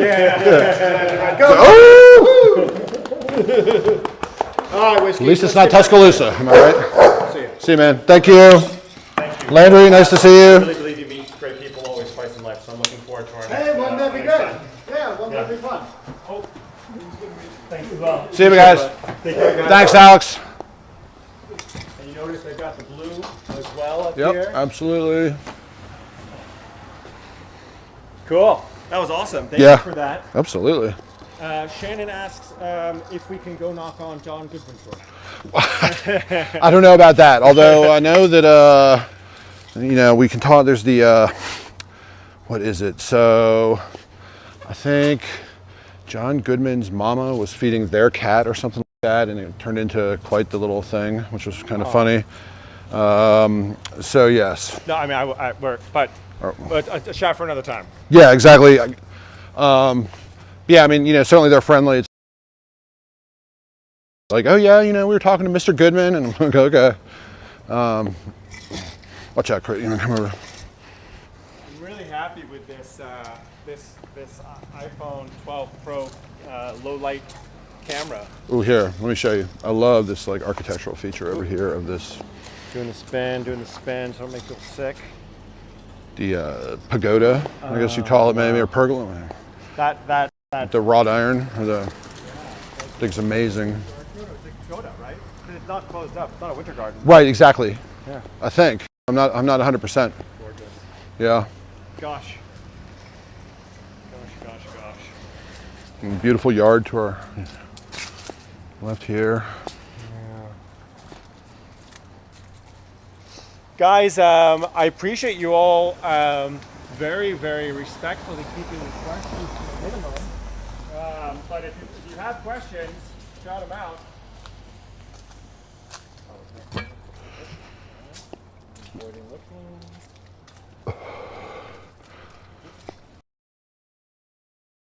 Through some fog. So as we get up here to Magazine, we have a couple options to go left or right. To the right is Tracy's Irish Channel Bar. The neighborhood's called the Irish Channel. Over here from Magazine to the river, I think are the boundaries. I'm not sure what the upper and lower boundaries are exactly, but it's called Irish Channel because obviously a lot of the Irish immigrants settled there and built their homes. I think a lot of them worked in the port because it's right on the river, so they were longshoremen and stuff like that. The neighborhood has maintained the name. In the center of it is Tracy's, it's called like Tracy's, which is very famous. And it didn't even occur to me that St. Patty's Day is coming up. So Alex was saying that they're currently boiling crawfish in the street and having a St. Patty's party. So I think that'd be probably check out. Pretty neat thing. And it's right around the corner here. So needless to say, these numbered streets are some of the most exclusive in town. Beautiful homes, Yeah, we're just spoiled. I mean, it's almost like, I feel like it's ludicrous. looking at cathedrals in Spain. Yeah, I know. It's kind of ludicrous, I mean, it really is. In the best possible way. Right, exactly. I mean, like just spoiled for absolute beauty.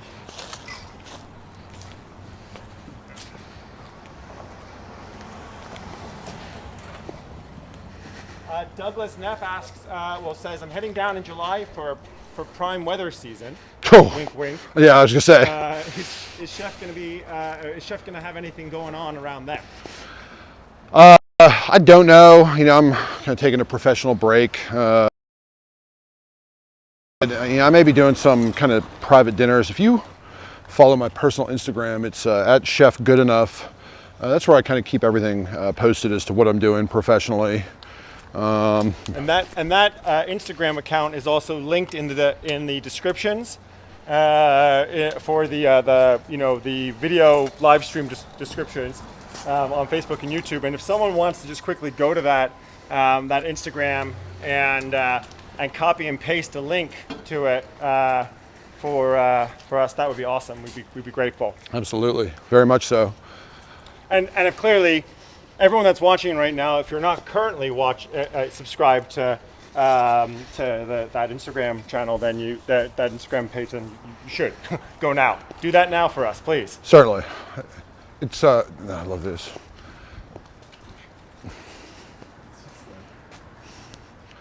Wow. Yeah, it's really. Now, I love the design and the color. You see a lot of houses painted dark like this. First, I did not like it. Now I do. Huh. Up here, if you look at this house up here, you see the three colors. So the colors of Carnival are green, purple, and gold, right? Now there's a whole lot of folklore as to why that came to be. And I could go over a number of them, but I think the most interesting one that I heard. So, there are all these different like Carnival crews. Okay. Yeah, I distracted. That's right. Okay, so when I moved to New Orleans, my knowledge of Mardi Gras was like Cops New Orleans, and it was just like drunk idiots in the French Quarter pulling their shirts up and acting a fool. But in reality, Mardi Gras is a family-friendly like holiday, where the beads are not thrown for topless women. The beads are thrown to children that line the parade route. Let's go a block down. I want to show a restaurant, and then we'll work our way back up. But so you see all these houses. Oh, anyway, okay. So it's a children's, really a holiday for children, where you have these A-frame ladders that line. That everybody that has kids has them, and you line the parade route with them. And on top are these little like wooden seats that you can slide your kids into that they won't fall out, so their heads are up above the crowd. So when the floats come by, they have a direct line to just like lightly toss them to your kids. Meanwhile, you're standing behind your children playing like the most insane game of defense ever, because sometimes these guys on the floats get a little drunk and throw a little hard. You're trying to not like see your child break their nose or have their eye popped out, obviously. But otherwise, it's families lining the parade route. You sit out. A lot of people will bring their grills out and cook on the parade route, or they'll get food, they'll get Popeyes, and you just sit out there all day and watch parade after parade go by. And literally, at the end of a Mardi Gras season, if you go to 2/3 of the parades, you would probably have, I would say, a minimum of like, if you caught everything that was thrown, and kept it, anywhere between 5 and 8 tall kitchen trash bags full of beads and other free stuff. Little teddy bears, light up stuff that your kids like, toys, etc. So if you have young kids, bring them to New Orleans for Mardi Gras. Just stay out of the French Quarter, right? But I think stay out of the French Quarter in general. But that's rise and shine. Smalley's is owned by a guy named Mason Hereford. Mason's a brilliant, like, fine dining trained chef who opened a place a couple years ago. It's like a stoner sandwich shop called Turkey and the Wolf. Now, Food and Wine named Turkey and the Wolf one of the 10 most important restaurants of the last decade, right? He's been nominated for James Beard Awards, and it really is. It's a stoner sandwich shop. Like their signature dish or their signature item, or not, I'm going to say signature, but something they're really known for is their fried bologna sandwich, right? But it is amazing. Mason is brilliant, and he's on the front end of all civil, the civil rights stuff going on in the city too. Raises money for good causes. This across the street is Molly's, which is his breakfast and lunch place. I think it's the best of the new New Orleans. So Commander's is kind of the best of the old. Molly's and Coquette are the best of the new. My favorite thing to do here in the city, well, it was before COVID, was come here and have breakfast. The carrot yogurt is what yogurt parfaits dream of being, with granola. The Grand Slam McMuffin is like the most spectacular breakfast sandwich out there. So is Turkey and the Wolf. They're both kind of close to here, and wonderful. Right now you can only pick up from these restaurants. You can't eat in them, but I think that's probably going to change soon. Yeah, I would think. No, things are coming. Yeah, Biden says end of May or May. Yeah. And you already had your first shot, right? I had my first shot. My wife had both. My parents had both. That's so amazing. So happy to hear things that. are coming along. So let's, shall we? Yeah. Continue. Teague, to answer your question, what Jason was referring to about staying out of the French Quarter during Mardi Gras was just that it can be a little bit rough and tumble with people drinking too much and getting pushy. Well, you know, honestly, in general, like I'd say, stay out of the French Quarter. In general, anyway. Oh. You know, I like going. So again, I don't. Commercial or no, because that's where like the worst of the worst. The people come to New Orleans for the sole purpose of getting loaded. Right. You know, spend their time. There are predators that too drunk. There are people slipping stuff into your drinks on Bourbon Street and like following you. I mean, the thing is, so people come down to New Orleans. They go. They only. You know, they drink in the French Quarter, they don't leave the quarter, all they know is their experience there. And like, so they think the city's dirty and smelly, and it's not, it's incredible. It's like, you know, historically, it's really a remarkable place. It's kind of crazy to travel. You really just want to get hammered every day, save the trip, you know? I mean, Stay home. well, you know, but the thing that's different here is you can walk around with an open container anywhere. We don't have open container laws. So you can walk outside with a drink, right? You can walk down Bourbon Street as drunk as you want to be with a bottle of whiskey in your hand, drinking in front of the cops, and it's legal. So that's the difference, right? Is that people want that, they want to be able to just like, you know, frivolously drink in public and like, you know, act a fool. Which I guess is what it is. The French Quarter from, you know, a lot of, my first year here, I was a sous chef for Emeril Lagasse at NoLa restaurant, which is 2 blocks off Bourbon Street on St. Louis. So, you know, I got my daily dose of the quarter, and it's amazing. The architecture is amazing. I love going there during the day. I love walking around on Royal Street, some of the best antiquing in the country. But I just don't really like being down there at night very much. Yeah. So this is, I'm going to assume, you know, we have obviously a huge artistic community here in the city whose entire role revolves around building floats for Mardi Gras, right? So, you know, because each crew may have anywhere from 20 to 30, 40, 50 like giant floats. So every year they kind of make changes to them and stuff like that. And it's these artisans with paper mache doing these things. Now this year, because they're out of work, all these homeowners decided to make their homes into floats. So they had them all. You could actually drive around the city, and I mean, some of the folks on St. Charles Avenue were spending $15,000 to $20,000 just to support these artists, like, and make their homes amazing. That's now so they continued the initiative a little bit for St. Patty's Day, so you know that is kind of mentality. I don't know if it was the house float folks doing this, but this is something you've been seeing around the city a lot: is people designing their homes for St. Patty's to support the same cause and keep the artists employed. Cool. Yeah.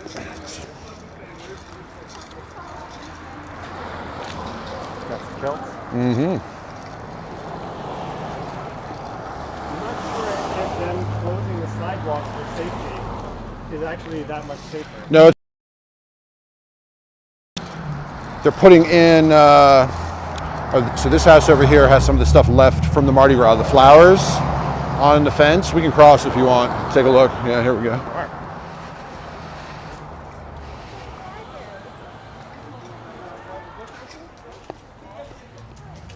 Todd says, hooray for Mardi Gras artisans. Mobile, Alabama also did a Yardi Gras this year. That's awesome. So these flowers, you know, was some of the stuff that folks were doing that like oftentimes might adorn a float. You know, so people had these all over their homes, all over the city.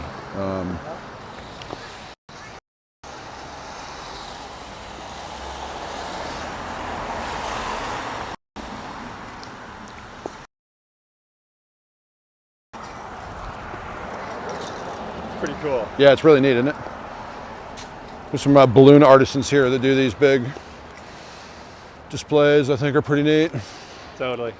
So up here on the left is Tracy's Irish Channel Bar. Again, as a non-drinker, I don't really indulge. Right. However, you know, place is famous. We got to go up and check out the crawfish being boiled on the side for sure.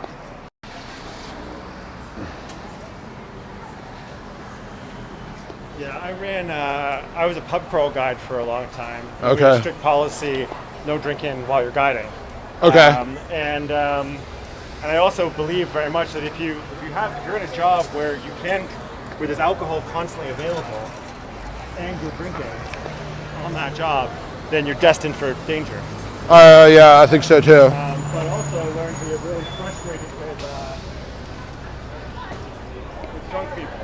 Yeah. All the time. Like when you're sober, hanging out with drunk people, it's just never ending.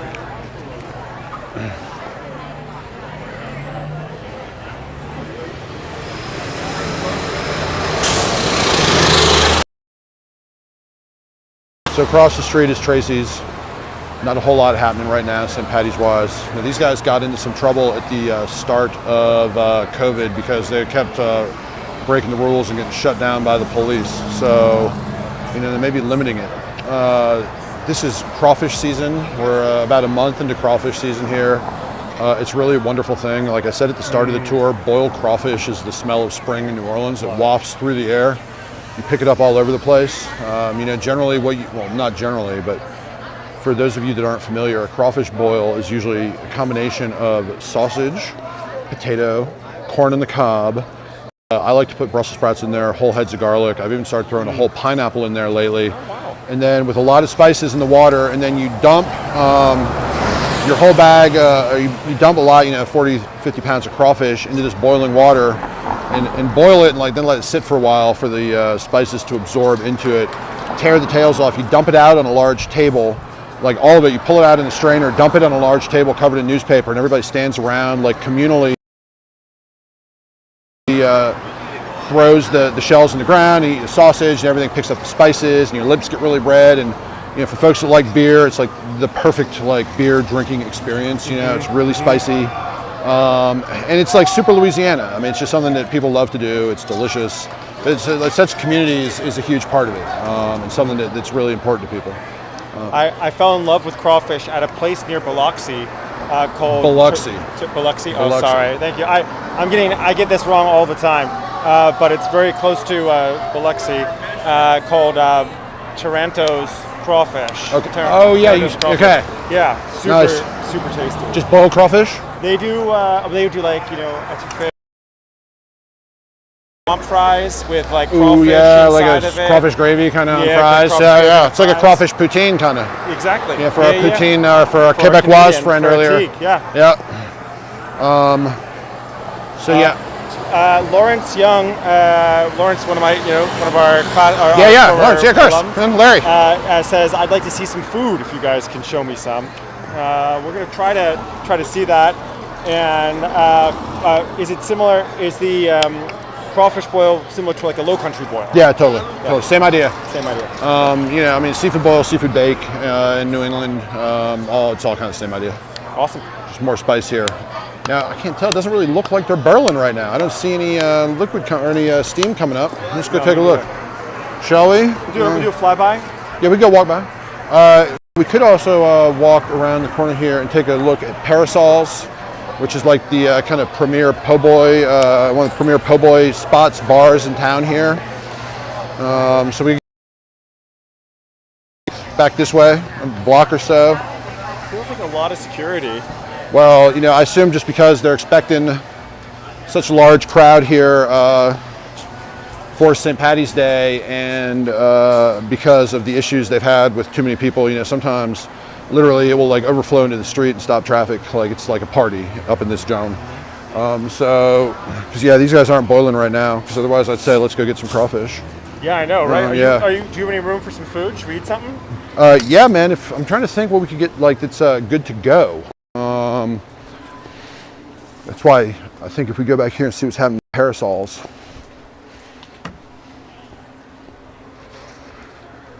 District Donuts is always a possibility, but there's not New Orleans isn't really so much a city. Handheld street food. I mean, there are a couple things that are famous. There are beignets, of course, and then pralines. And those are largely, they came to be peddled on the street by people because we have such an abundance of sugar here, the sugar plantations. Oh, makes sense. So, a praline is basically, brown sugar cooked down with pecans and set. A beignet is a fried yeasted donut with powdered sugar dumped on top. Mm-hmm. So, sugar sugar-forward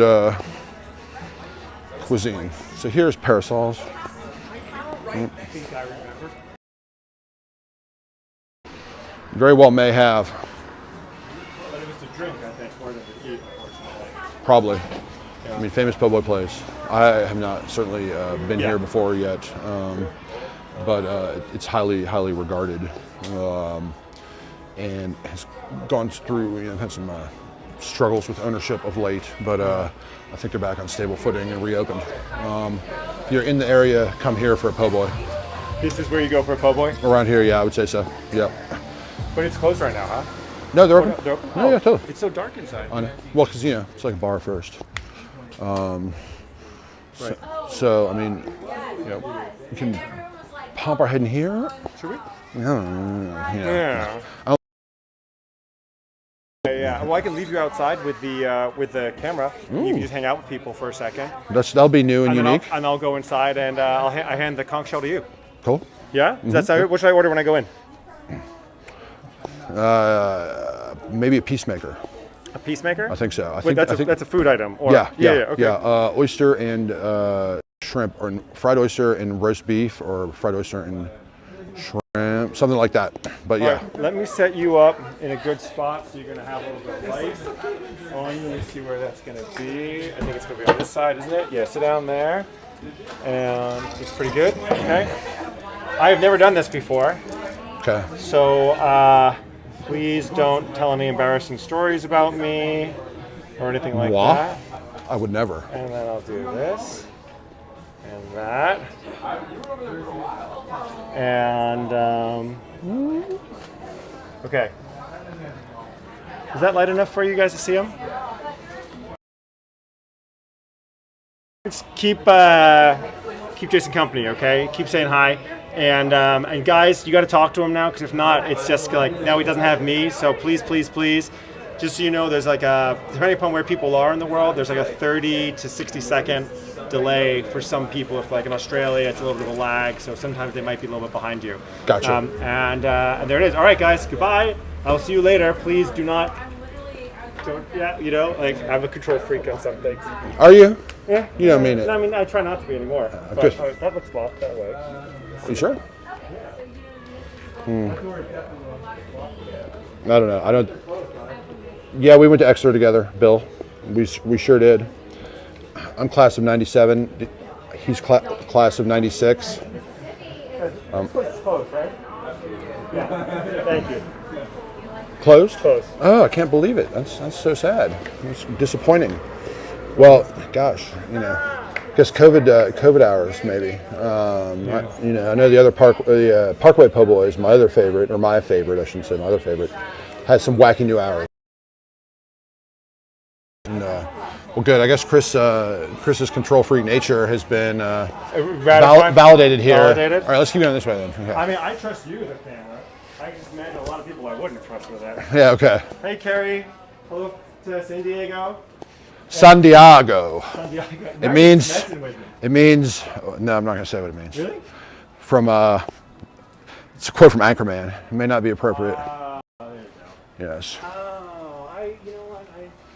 Anchorman came out when I was living in Germany for like 10 years, a 10-year stint in Berlin. Okay. And so I lost a lot of Americana kind of cultural history. Oh, yeah. I was just like doing something else. I lived in London from the age of 6 to 11, so I missed some of that like childhood cultural stuff, you know what I mean? Like Thundercats. Like you probably didn't watch Thundercats. No, I watch Thundercats. Oh, yeah, absolutely. Mask. I love Mask. Thundercats. That's Mask. Voltron was good. Yeah, it was great. Voltron is so much better than that stupid Power Rangers crap. Oh, good. Don't even, dude. God. I mean, that was like a fake Voltron. Exactly. Like when the Photron.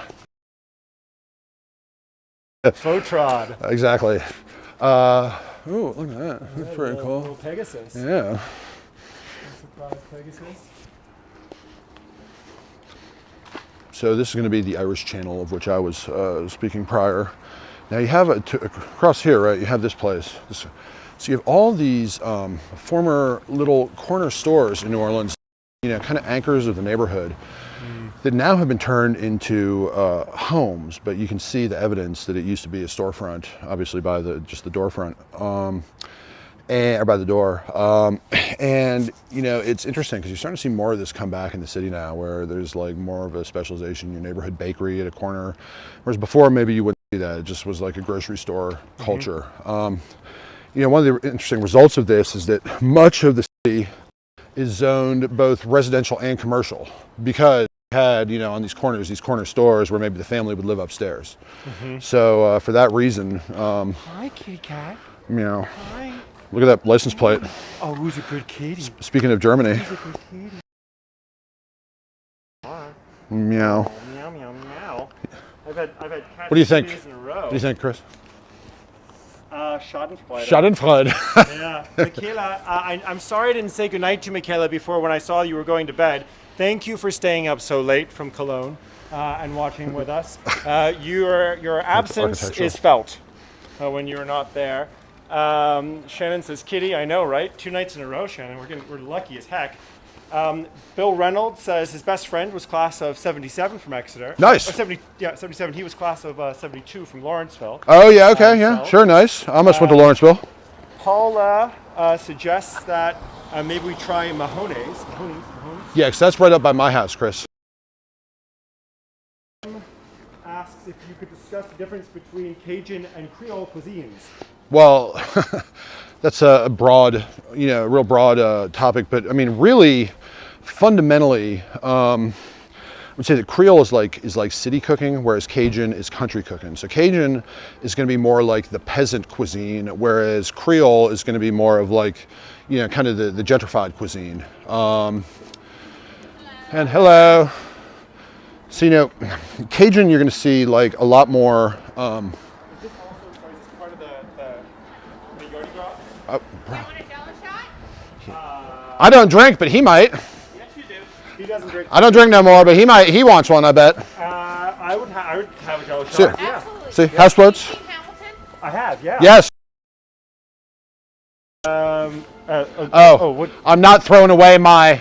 My chance. No, my shot. My shot. I'm not throwing my shot. Yeah, exactly. Oh. Up the sign. Remember? Tell me if you remember it. Rochambeau. Rochambeau. Go, man, go. Before my time here. No, if you saw I didn't see it in real. Oh, it's in Hamilton. Yeah. I can. My the code word is Rochambeau. my wife and kids can quote like the whole show. Don't worry. From- I can make it. No, Came no. off. Don't worry about it. All right, here you go. You ready? Yeah. Oh, no way. I go. No wait. No.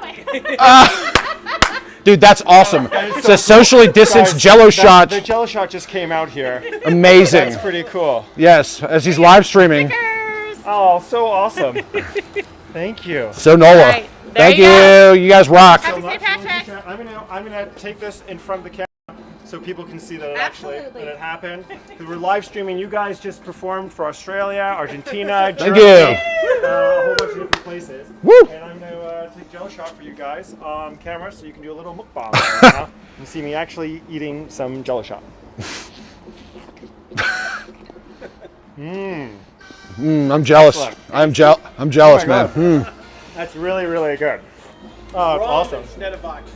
It's so good. I can taste that coconut kind of rum, the Malibu in Nice. there. Oh, God. I can smell the deliciousness So from here. delicious.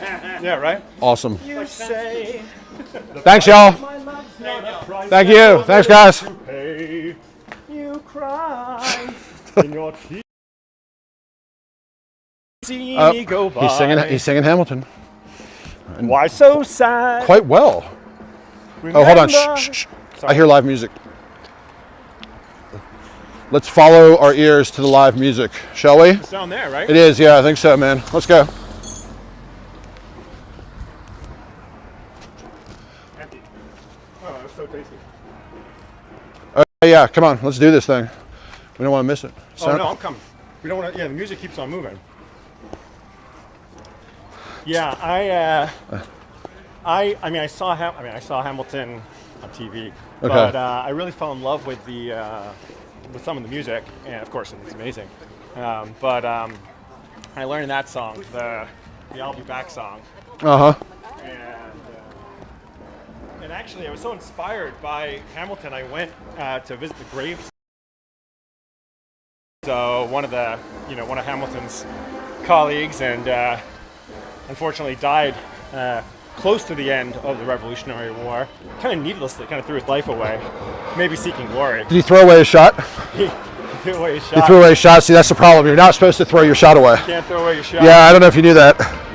See, all right, this is NoLa right here, baby. Oh, sorry, I just bumped you. I didn't understand what was going on there. Like, they just beat. How that just happened. It's New Orleans, baby. So people will have like porch bands, porch parties. They'll have a band on their porch in the neighborhood to support local musicians, and also just, you know,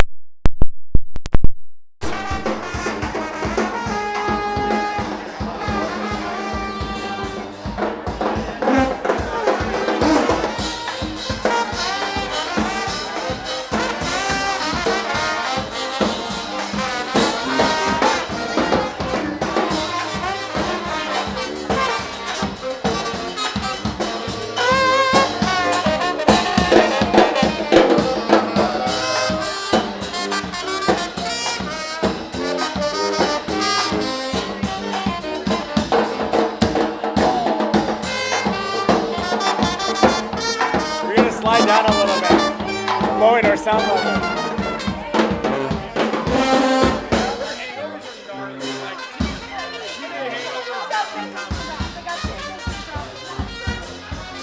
You check to also make sure that your mic is still plugged in. Let's see. Hey Shannon, is the sound back on?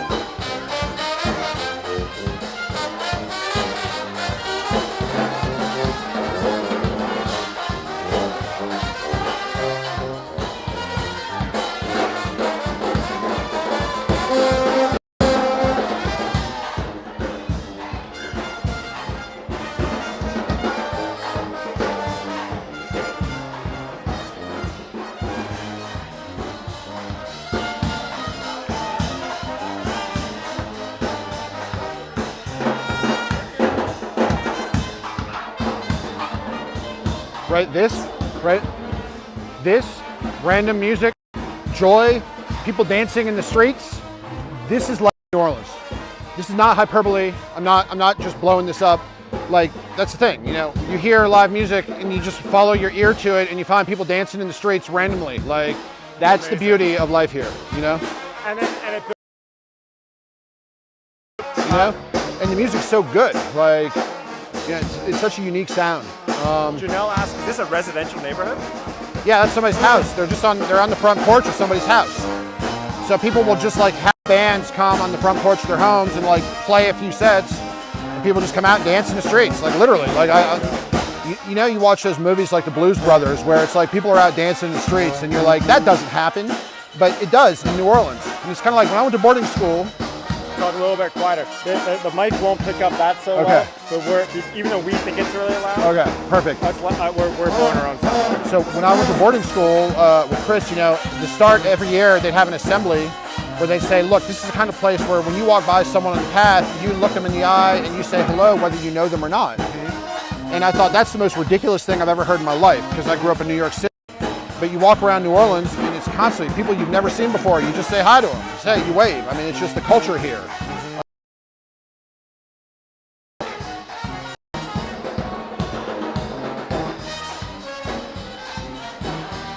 This is a very famous, you know, like New Orleans jazz song. Play this a lot at Mardi Gras. You'll hear it a lot. Like,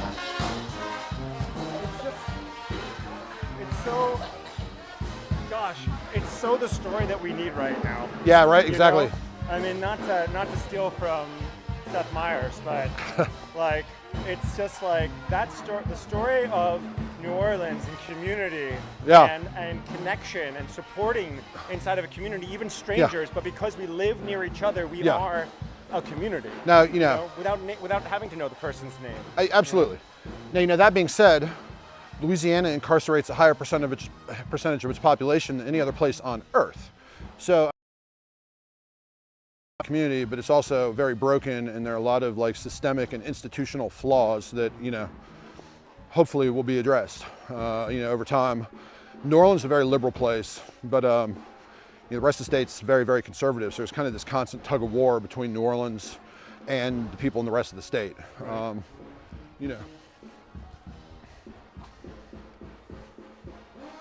Shannon, thank you for the feedback about the mic.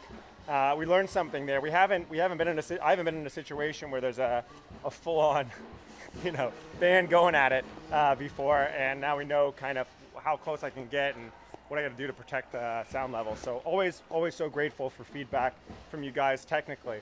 If something's not working, I'm not going to take it personal. Please give me the feedback. Let me know so we can make it better. And Shannon, you're always great at that. So really appreciate it.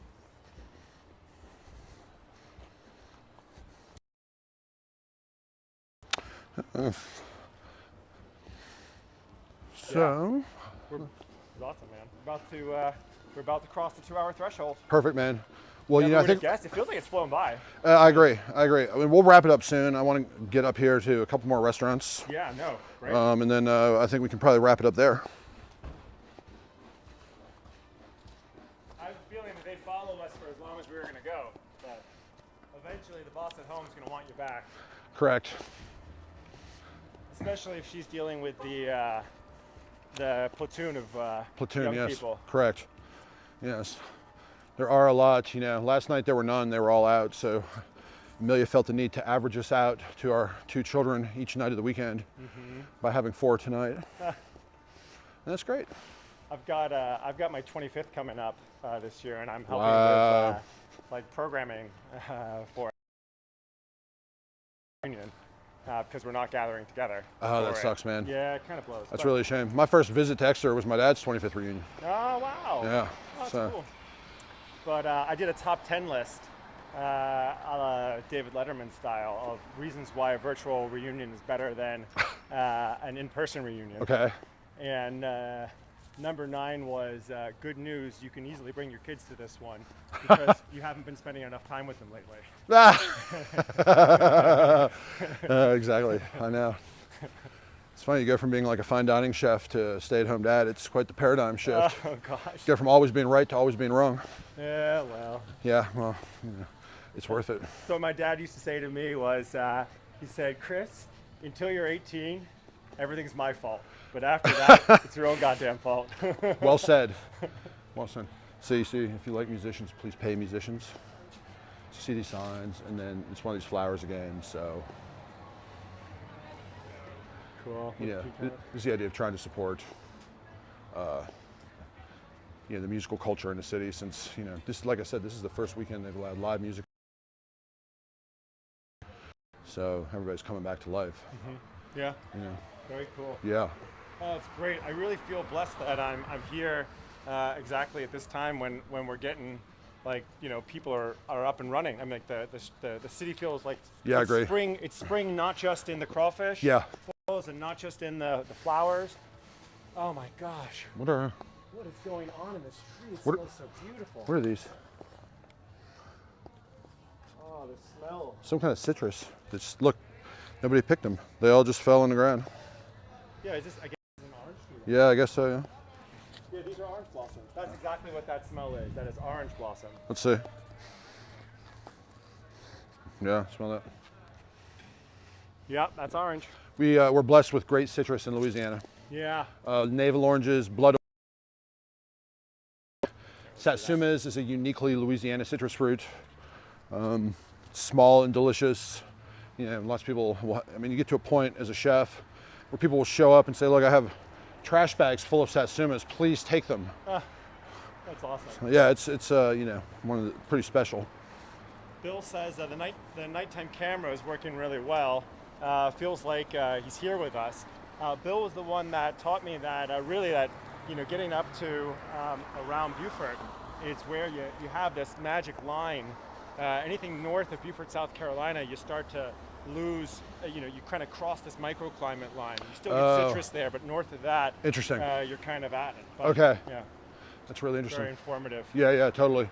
That makes sense too, as I think about, kind of where we source citrus from. Is that kind of the same line where you don't get ramps below? I wonder, because there's a have a line somewhere that I would, where wild ramps, ramps like a wild onion that's really prized. Does not grow south of. Yeah, Bill, if you can let us know about ramps, if you know. Or anyone else, of course. Yeah, I mean, yeah. There's so many chefs watching, I imagine, right now that. No, they're all working. It's Spoiled. Saturday night. Ah, well, hopefully. Yeah, yes, exactly. Or hopefully not, Yeah.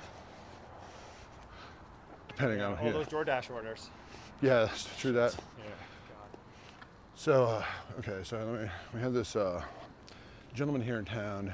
His name is, what is his name? It's a French name, but he makes these signs, right? And this is like a very, like almost like a New Orleans brand, you know, these very particular, like stylized, painted signs. Like everybody has them in your house. You just go back there and meet him, and he's this like old French stoner hippie type guy who will just like make the sign for you, tell him what you want, and he'll, you know, he does it. People give them as gifts to each other. You know, if you're like moving into a little kind of antique area back behind here. So cool. I wonder if I can. Oh. I can sneak. Janelle asks, "What's your favorite dish to make with satsuma?" You know, satsuma is not the easiest dish I think to cook with, for a couple of reasons. It's too dark back there, guys. Sorry, I'm not gonna be able to get a good view.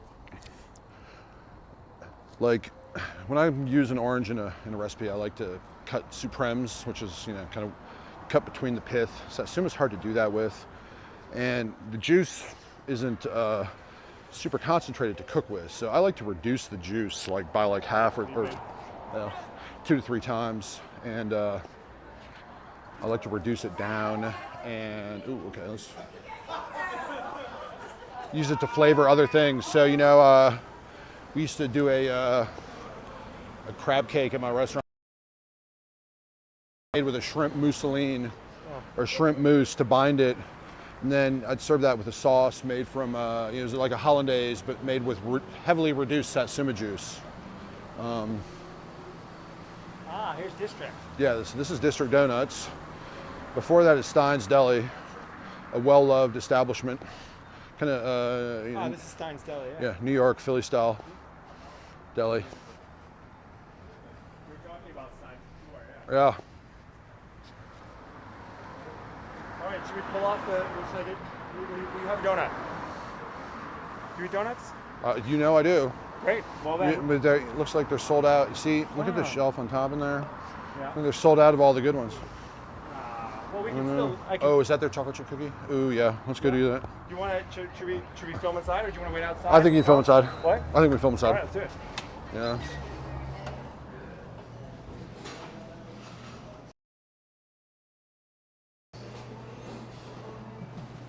Hey, y'all.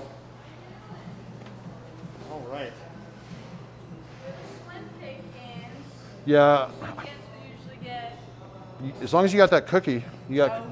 Yeah. I want. How many of those do I want? I don't know. How many of those do you have? This is me. 6? Take all 6, Yeah, I'll take all 6. Yeah. and then something else to try as well. So the brown butter drop is quite delicious. The cinnamon roll is unique in that they brulee the sugar on top. It's all pretty yummy. I love that chocolate chip cookie though. I love that brown butter drop. How about a couple brown butter drops too? And then whatever. What do you think? And like a cinnamon roll as well. You want cinnamon roll? Sure. And then these kolaches are actually both like a Czech and Texas, you know, inspired thing. And so maybe we get something. How about the cherry wood smoked bacon one? Yeah, perfect. Yeah. Yeah. Those? Yeah, let me tell you, at breakfast, the miso praline bacon and egg biscuit is something really special. Awesome. Anything else? I got it. No. You're helping so much already. Oh, wait, then hold on, I want coffee. Yeah. Can I get I don't really want a cold nitro. Let me do an iced caramel latte. Something sweet and sugary. And I'd love just a.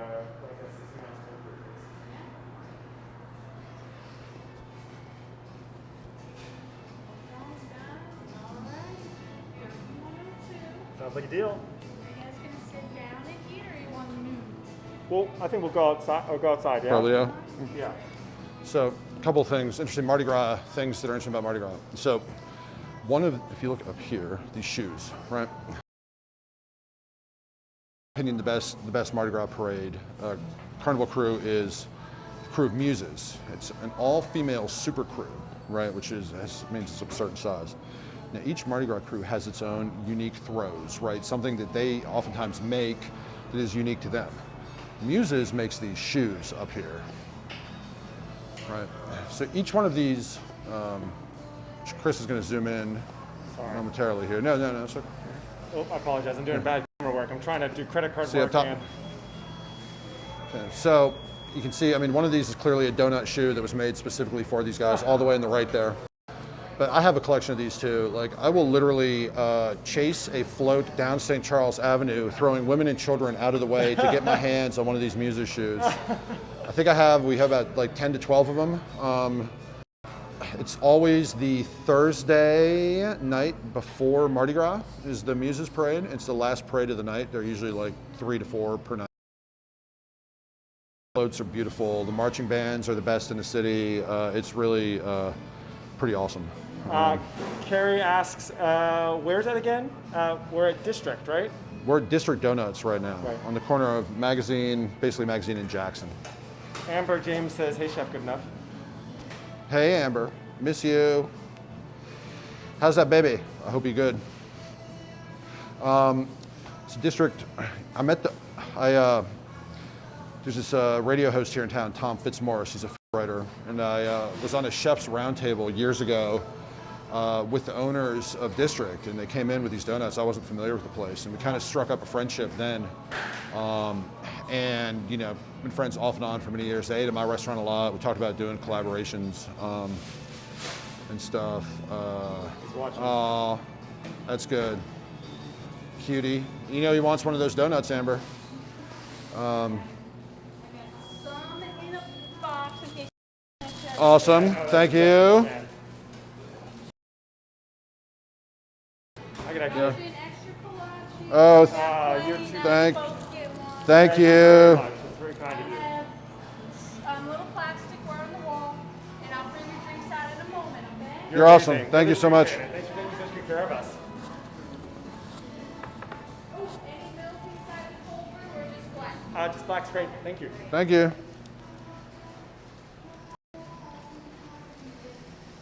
And they got the piano.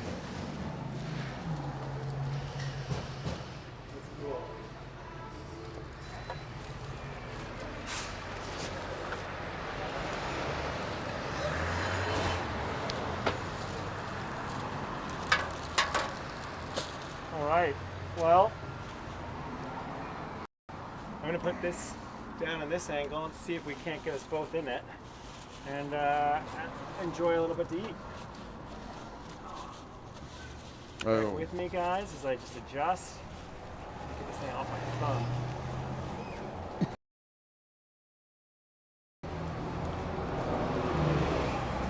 So you smell that?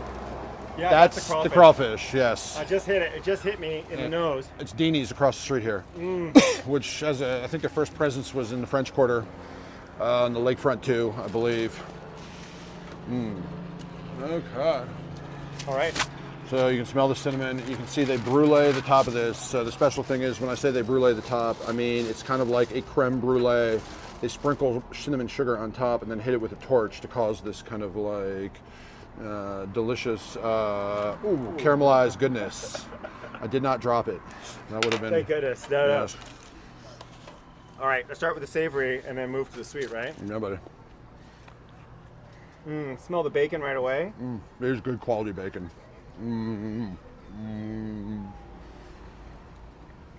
It's really good. I agree. I could crush these for breakfast every day. I'm telling you. They actually take this bacon and they take like a miso brown sugar paste and rub it over it before they bake it. Their biscuits are unbelievable. They use French butter with really high fat content, Plugre butter. Yeah. I mean, even though, Chef Mac just helped warm it up, it's delicious. Yeah, totally. You know? Yep. Yeah. Oh, that's so good. The pastry breading on the outside. The right balance of sweet. Like Totally. A little sweetness from that. And then the bacon brings that, both also the sweetness and saltiness to it. Really tasty. Good describer of food flavoring things. I'm a guy that likes something that hits all the flavor receptors of sweet, salty, savory, sour, and sweet, salty, sour, whatever. I'm having a brain fart. But anyway, this hits all those notes. You've been talking for 2 hours straight. You get a. Oh, you're awesome. Kicked it open. Huh? Thank Awesome. you. What was your name? My name's Teddy. Teddy, thank you very much. Thanks, Teddy. Appreciate you taking care Appreciate of you. us. Awesome. No problem. Thank you, Teddy. We're going to send a text to the owners to talk about what great service we got from Teddy. Exactly. We need everyone now to go to District, the Google review page for District, giving 5 stars and saying, Teddy, just because of Teddy. That's why. Yep. Bill asks, what is the name of Jason's restaurant? Bill, you came in a little bit late, so you missed the sour, or not sour, it's a happy point. It's a happy point. Silver lining. Sweet and sour, like bittersweet, as Big Head taught in the... Okay. It was Carrollton Market, but I closed with COVID. I was just kind of ready to move on, kind of as it was. So COVID allowed me an opportunity to exit and do the next thing, which apparently is walking tours of my neighborhood with high school classmates, or Exactly. high school friends. Exactly right. But who knows? Ooh, that's really good. Really nicely balanced sweet latte. Sometimes, they're too sweet, just like all sugar, Yeah. but that's nice. Good coffee. Yeah. The coffee has like there's something underneath, like a lower flavor, like below the roasting of it that I can't quite. I mean, it's not cardamom, but it's like almost reminding my taste receptors in that direction a little bit. Yeah, maybe it's like cherry, like but wooden at the same time, like a cherry wood. Yeah. If it were. Yeah, I can see that. Their espresso kind of has that kind of like cherry fruity flavor. Oh my goodness. Oh, I forgot about those. Yeah. These cookies, I mean, you take those home to the kids, I think, maybe. Surely you jest. I take those home and hide them from the kids. That's what I do. I love it. Late night snacks with my wife. So thank you, Paula. Bon appetit. Appreciate that. Doppel goed. Gaat smakelijk. Beter van. All those great words. Yosria, thank you. Great all-around experience. I missed you, man. This is awesome. Like, it's so great. Like, my heart is so full right now. Like, if I can share some of my joy to you guys out there right now, like, this is what the point of this is. So please, like, feel my joy at having this food. Please share in it. And Amber, I'd watch your TV show. We were talking about this. I think that we could take this on the road. We probably could. We're quite charming. And go to other places and just like pick up chefs and be like, all right, let's go. We're gonna walk your neighborhood and go eat some food. So yeah, man. There's definitely a show in that. I think. Oh yeah. I think this is. You're really nice balls. Thank you. You're I welcome. think the balls here are great. I know. We're gonna put our balls in our mouth now. Yeah. Hey, balls. They're creamy balls. I mean, it's icing. I mean, and what's? So icing on the cake. Yeah, exactly. I see on your balls. Brown butter drops. Oh my God. Yeah, quite yum. Cinnamon. Sugar, Sugar. vanilla, brown butter. Do you find my family, like traditionally, historically, we made wine back in the old days. Guy's got his volume up. See how my sound levels are on that. We can definitely listen to his par with us. But I found that growing up as a kid, that I could taste a drink, and I could separate out kind of what was in it a little bit. Sure, yeah. Yep. Do you find that you can do that with food? That Sometimes. you eat something, you can Yeah, be like, oftentimes. yeah. Not necessarily though. I mean, the food I really like is where I can't. You get to a certain point in your career, and it's like, well, you go out to eat, and so okay. I could do this like at home if I wanted to. The food I really like to go out and eat is stuff where I immediately sit down. I'm like, I don't know how they do this. Like, I don't know what these flavors are. I don't know. I don't know. Like, I couldn't just walk home and like bang this out on my own. Like after a day's work. It's like that's what I enjoy eating the most. So like a lot of Asian stuff.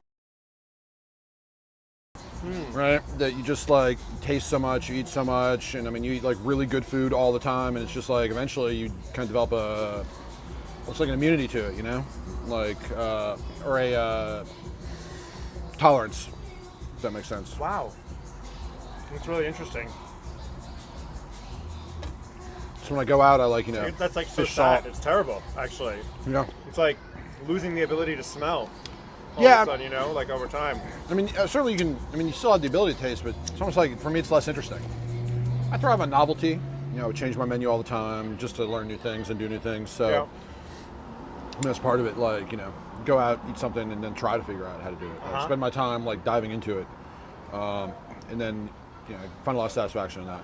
That's why I always, whenever I go into a restaurant I haven't been to before, and if I'm looking for advice from the server, I'll ask them two questions. What they like, but also what's the most popular. Not like what's most popular, because I've had it so many times as a staff meal, that they whatever's new on the menu is what they like right now. A lot of because times I haven't had it. A lot of times they'll tell you what they're being told to sell too.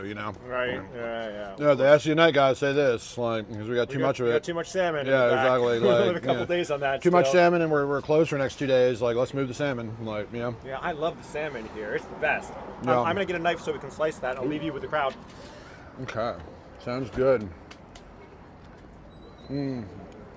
Yeah, the brown butter ball is really very, very delicious, for sure. I will tell you. Hey, what's up, bro? Hooray! You guys? Are you on? I'm doing like a live stream with a friend from high school. He runs a walking tour company. How are you guys? Yeah. That's Chris, by the way. That's Tom and Mai. Hi. You guys? We got in trouble because we were in Andover. We got in trouble with Jason. Oh, that's right. Yes. Hi, Ethan. What? Yep. They got the Exeter. Okay. How's dinner? Good. Well, it's good to see you guys, man. I just got my first vaccine this week, so maybe we hang out sometime soon. Actually, I'm getting mine on Tuesday. Rock and roll, man. My BMI. Me too. I know. BMI and former smoker. Cha-ching. There you go. I know. Yeah. So after a couple weeks, we're good. It's good to see you guys, man. See y'all. I will, for sure. We were talking about you guys the other day, Amelia and I. We drove by the international school, and we were like, oh, it's Tom Mai.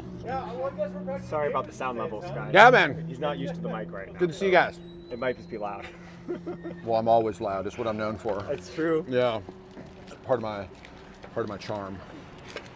It's a very, New Orleans is a small town, in the big city. Like, you constantly run into people you know. Yeah. Which is great, Yeah. But if you want to, be sneaky or anonymous, which is good. Ooh. When you guys see what's on the bottom of this and all the beautiful, like how it's layered together and how it kind of comes apart. Look at that. Look how delicious that is, right? Yes. All right, want to see how it tastes? That's good. Oh my God. Oh, wow. It's better than it used to be. It's That's crispy banging. from the brulee. Yeah. The caramelization makes it crispy on it. It's so good. And it's just so rich and that cinnamon, it's not over, I mean, it's very well done. It's very well layered in, so it's not overpowering, but gosh, it's delicious. Mine was better. Yeah. I say that because the owners of this place and I used to have a friendly kind of back and forth smack talk about our cinnamon rolls. And because mine was better too. You can ask Food and Wine magazine, they said so. They wrote it. It's true. But I don't make it anymore, so now, The memory of mine. Right. That was really, really delicious though. Wow. Top notch.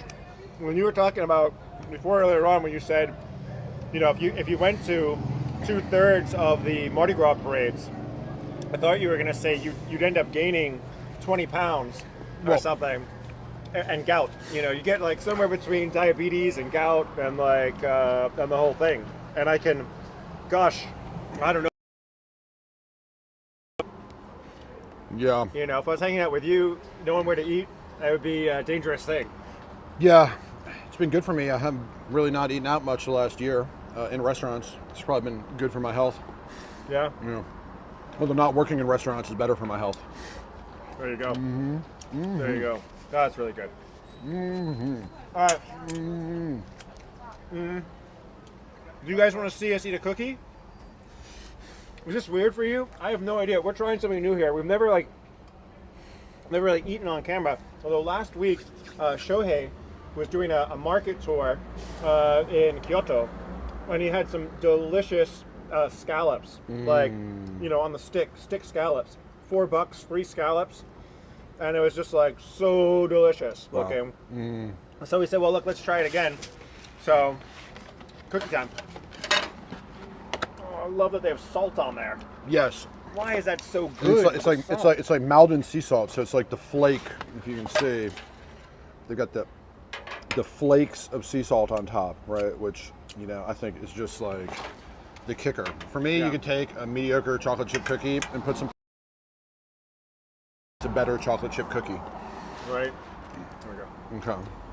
Oh no, Chris. We need to pick. Interrupt you guys, but I got you some water. Thank you, Teddy. right.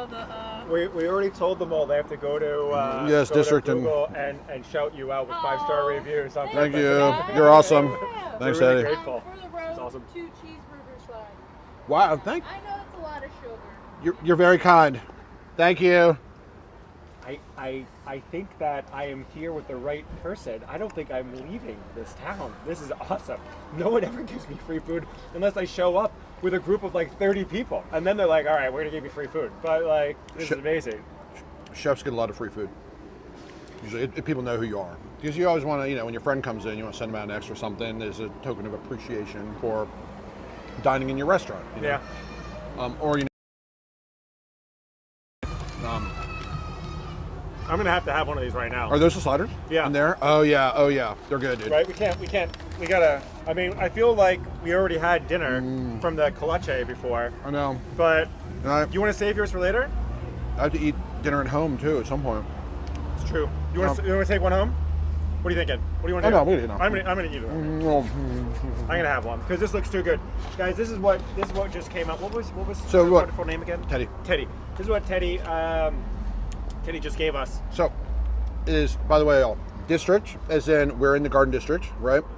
And you'll see it's donuts, sliders, and brew. But the brew is coffee, brewed coffee, not beer, right? So that's the brand. So we got a little bit of all of it. These guys also, they're in Las Vegas now. They have a presence there over the last like year or two, and they signed the licensing deal. What would you say in if you like top 5 U.S. food cities? You know, where does Vegas, L.A., New York, Chicago, New Orleans, where does it all kind of come together? I mean, it's so hard to say, you know. Right. I mean, how do you define it? I mean, certainly New York, Chicago, LA, I think are at the top. I think Philly is the most underrated food city in America. Like, you know, that's where I spent much of my career. It's extremely like underrated. They have an amazing restaurant scene there. Obviously, New Orleans is one of the finest food cities in the country. Charleston, I think, is wonderful in terms of like, you know, Gullah-Geechee, yeah, exactly. influence. And the great quality produce and stuff from the sea. They've done well with James Beard Awards. Oh yeah, there. the guys at Fig and the Ordinary and Yeah. I mean, those places are amazing. Yeah, Macintosh is closing right now. Really? Yeah. That's too bad. Yeah, I mean they're gonna do something different is the plan, but they had their Oh my last God. night like last week. All right, here we go. Oh my god. Is there like a magic sauce in there? It looks like some magic sauce. All right. Oh. It's got like it's got their homemade sweet but very crunchy pickle on it. It's like the perfect balance of sweet and sour. to cut through the fattiness of the cheese in the burger, and like it just, it makes the burger better. It accentuates it. It doesn't take away from it. It doesn't cover it up. It just like, highlights how good it is. Oh man, I've only had something that tastes like this once before, and it was at we were just saying Charleston. It was a restaurant that had opened up when I was living there in 2016-ish, and it was called Little Jack's, like way up King Street. And they had a Little Jack burger, and it tastes a lot like that. But this is better because it's it's not as big. And sometimes that's the thing is like when you're gonna eat something. It's actually, by the way, the first burger I've eaten in like I don't know, like a year I think. Gosh, I'm so glad that I'm It's eating really this. good. It's really, really good. Yeah. Mukbang. Yeah, mukbang. Yeah. We're gonna have to tell Chris and Aaron that own this joint what a good quality product they're putting out, and their staff's doing a great job. It's really Teddy's killing it. yeah. Teddy's doing great. Definitely. So, the history of mukbang, for you guys that don't know about it, Frozen Bronco says one of my favorite spots when I'm in the Garden District. Nice. Yeah. Nice. Thanks, Frozen Bronco, for reaching out. The history of mukbang starts in South Korea, where with a lot of cultures, of course, so much of our connection and our sense of community comes from sharing food with other people, right? Actually, so much so, not to go too historic on it, De Veer Hollander, who's doing a tour. That's a lot of the place where like kosher, kashrut law comes from, was the idea of saying that Jews couldn't eat the same food as like the people that they were living amongst, in order to make sure that they weren't sharing bread and salt at the table. And if you're not eating and drinking with people, then you're not you're not coming together with people, and they didn't lose their sense of self, because again, food and community is so important. But with mukbang in South Korea, because people found themselves working a lot, and as it should be, progressive gender equality and women working, just like men, there's less families and less people, living together, and that became really lonely for people who would come home at night and find that they weren't coming home to anyone else. They're eating by themselves, and eating by themselves would feel really, really lonely. So they developed it was the first kind of like live streaming internet of live streaming eating food, so that way other people could join you for dinner and eat while they watch you and not feel so alone. And I really love that, because it speaks to this whole thing right here, which is, like you guys are watching right now, whether you're by yourself watching, or you're with other people watching, you're not alone. We're together right now. We're all here together. You're with us, we're with you, and this is a community. So it's really important for me. So I'm really, I'm touched by you watching, and as long as you guys keep watching, we're gonna keep eating and walking and talking and doing tours, and making sure that no one feels alone, because you're not alone. We're together, like Sting said, right? Like, I'm not alone in being alone. 100,000 bottles looking for a home, something like that. Sorry. Okay. No. Exactly what he said. Gong. Gong. Well, I texted the owner of this place about Teddy. Okay, perfect, good. I shouted out Teddy to the owner. as we should. Yeah, man. Did you already have a cookie? I had half a cookie. I recommend you consume the other half. I'm gonna have the other half. I cherry picked the best, most chocolatey one. I'm gonna have the other half the cookie, and then I guess we'll go off stream. Yeah, probably. Yeah, probably. Yeah. I think let you get home to the army. Yeah, I think I need to probably go pass out on my bed from the delicious food. And I think my beautiful wife wanted me to pick up Long Chim NoLa for dinner. This is a really good Thai restaurant on Magazine Street. It's a couple blocks uptown of my home, so we weren't able to walk by it because it was in the wrong direction. But I definitely want to shout them out. Their duck cow soy may be the best bite of food in the city of New Orleans right now. For me. What's duck cow soy? So cow soy is like almost like a noodle soup, like a curried noodle soup, coconut curried noodle soup, and then they serve it with a braised duck leg. 5-spice braised duck leg. You can get it with chicken too. It's really fantastic. It's really like the curry sauce is unbelievable. It kind of balance everything out. You know, it's really amazing. Awesome. Yeah, beautiful. Guys, how great has this been? This has been fun. How awesome is this? I agree. Shannon, that's not the Jello shot. That's my love and joy kicking in. A Jello shot. Oh, a long time ago. I'm a big guy. I'm 220 pounds. All right, like one Jello shot. Well, there was pure alcohol. Is it really in there? Probably.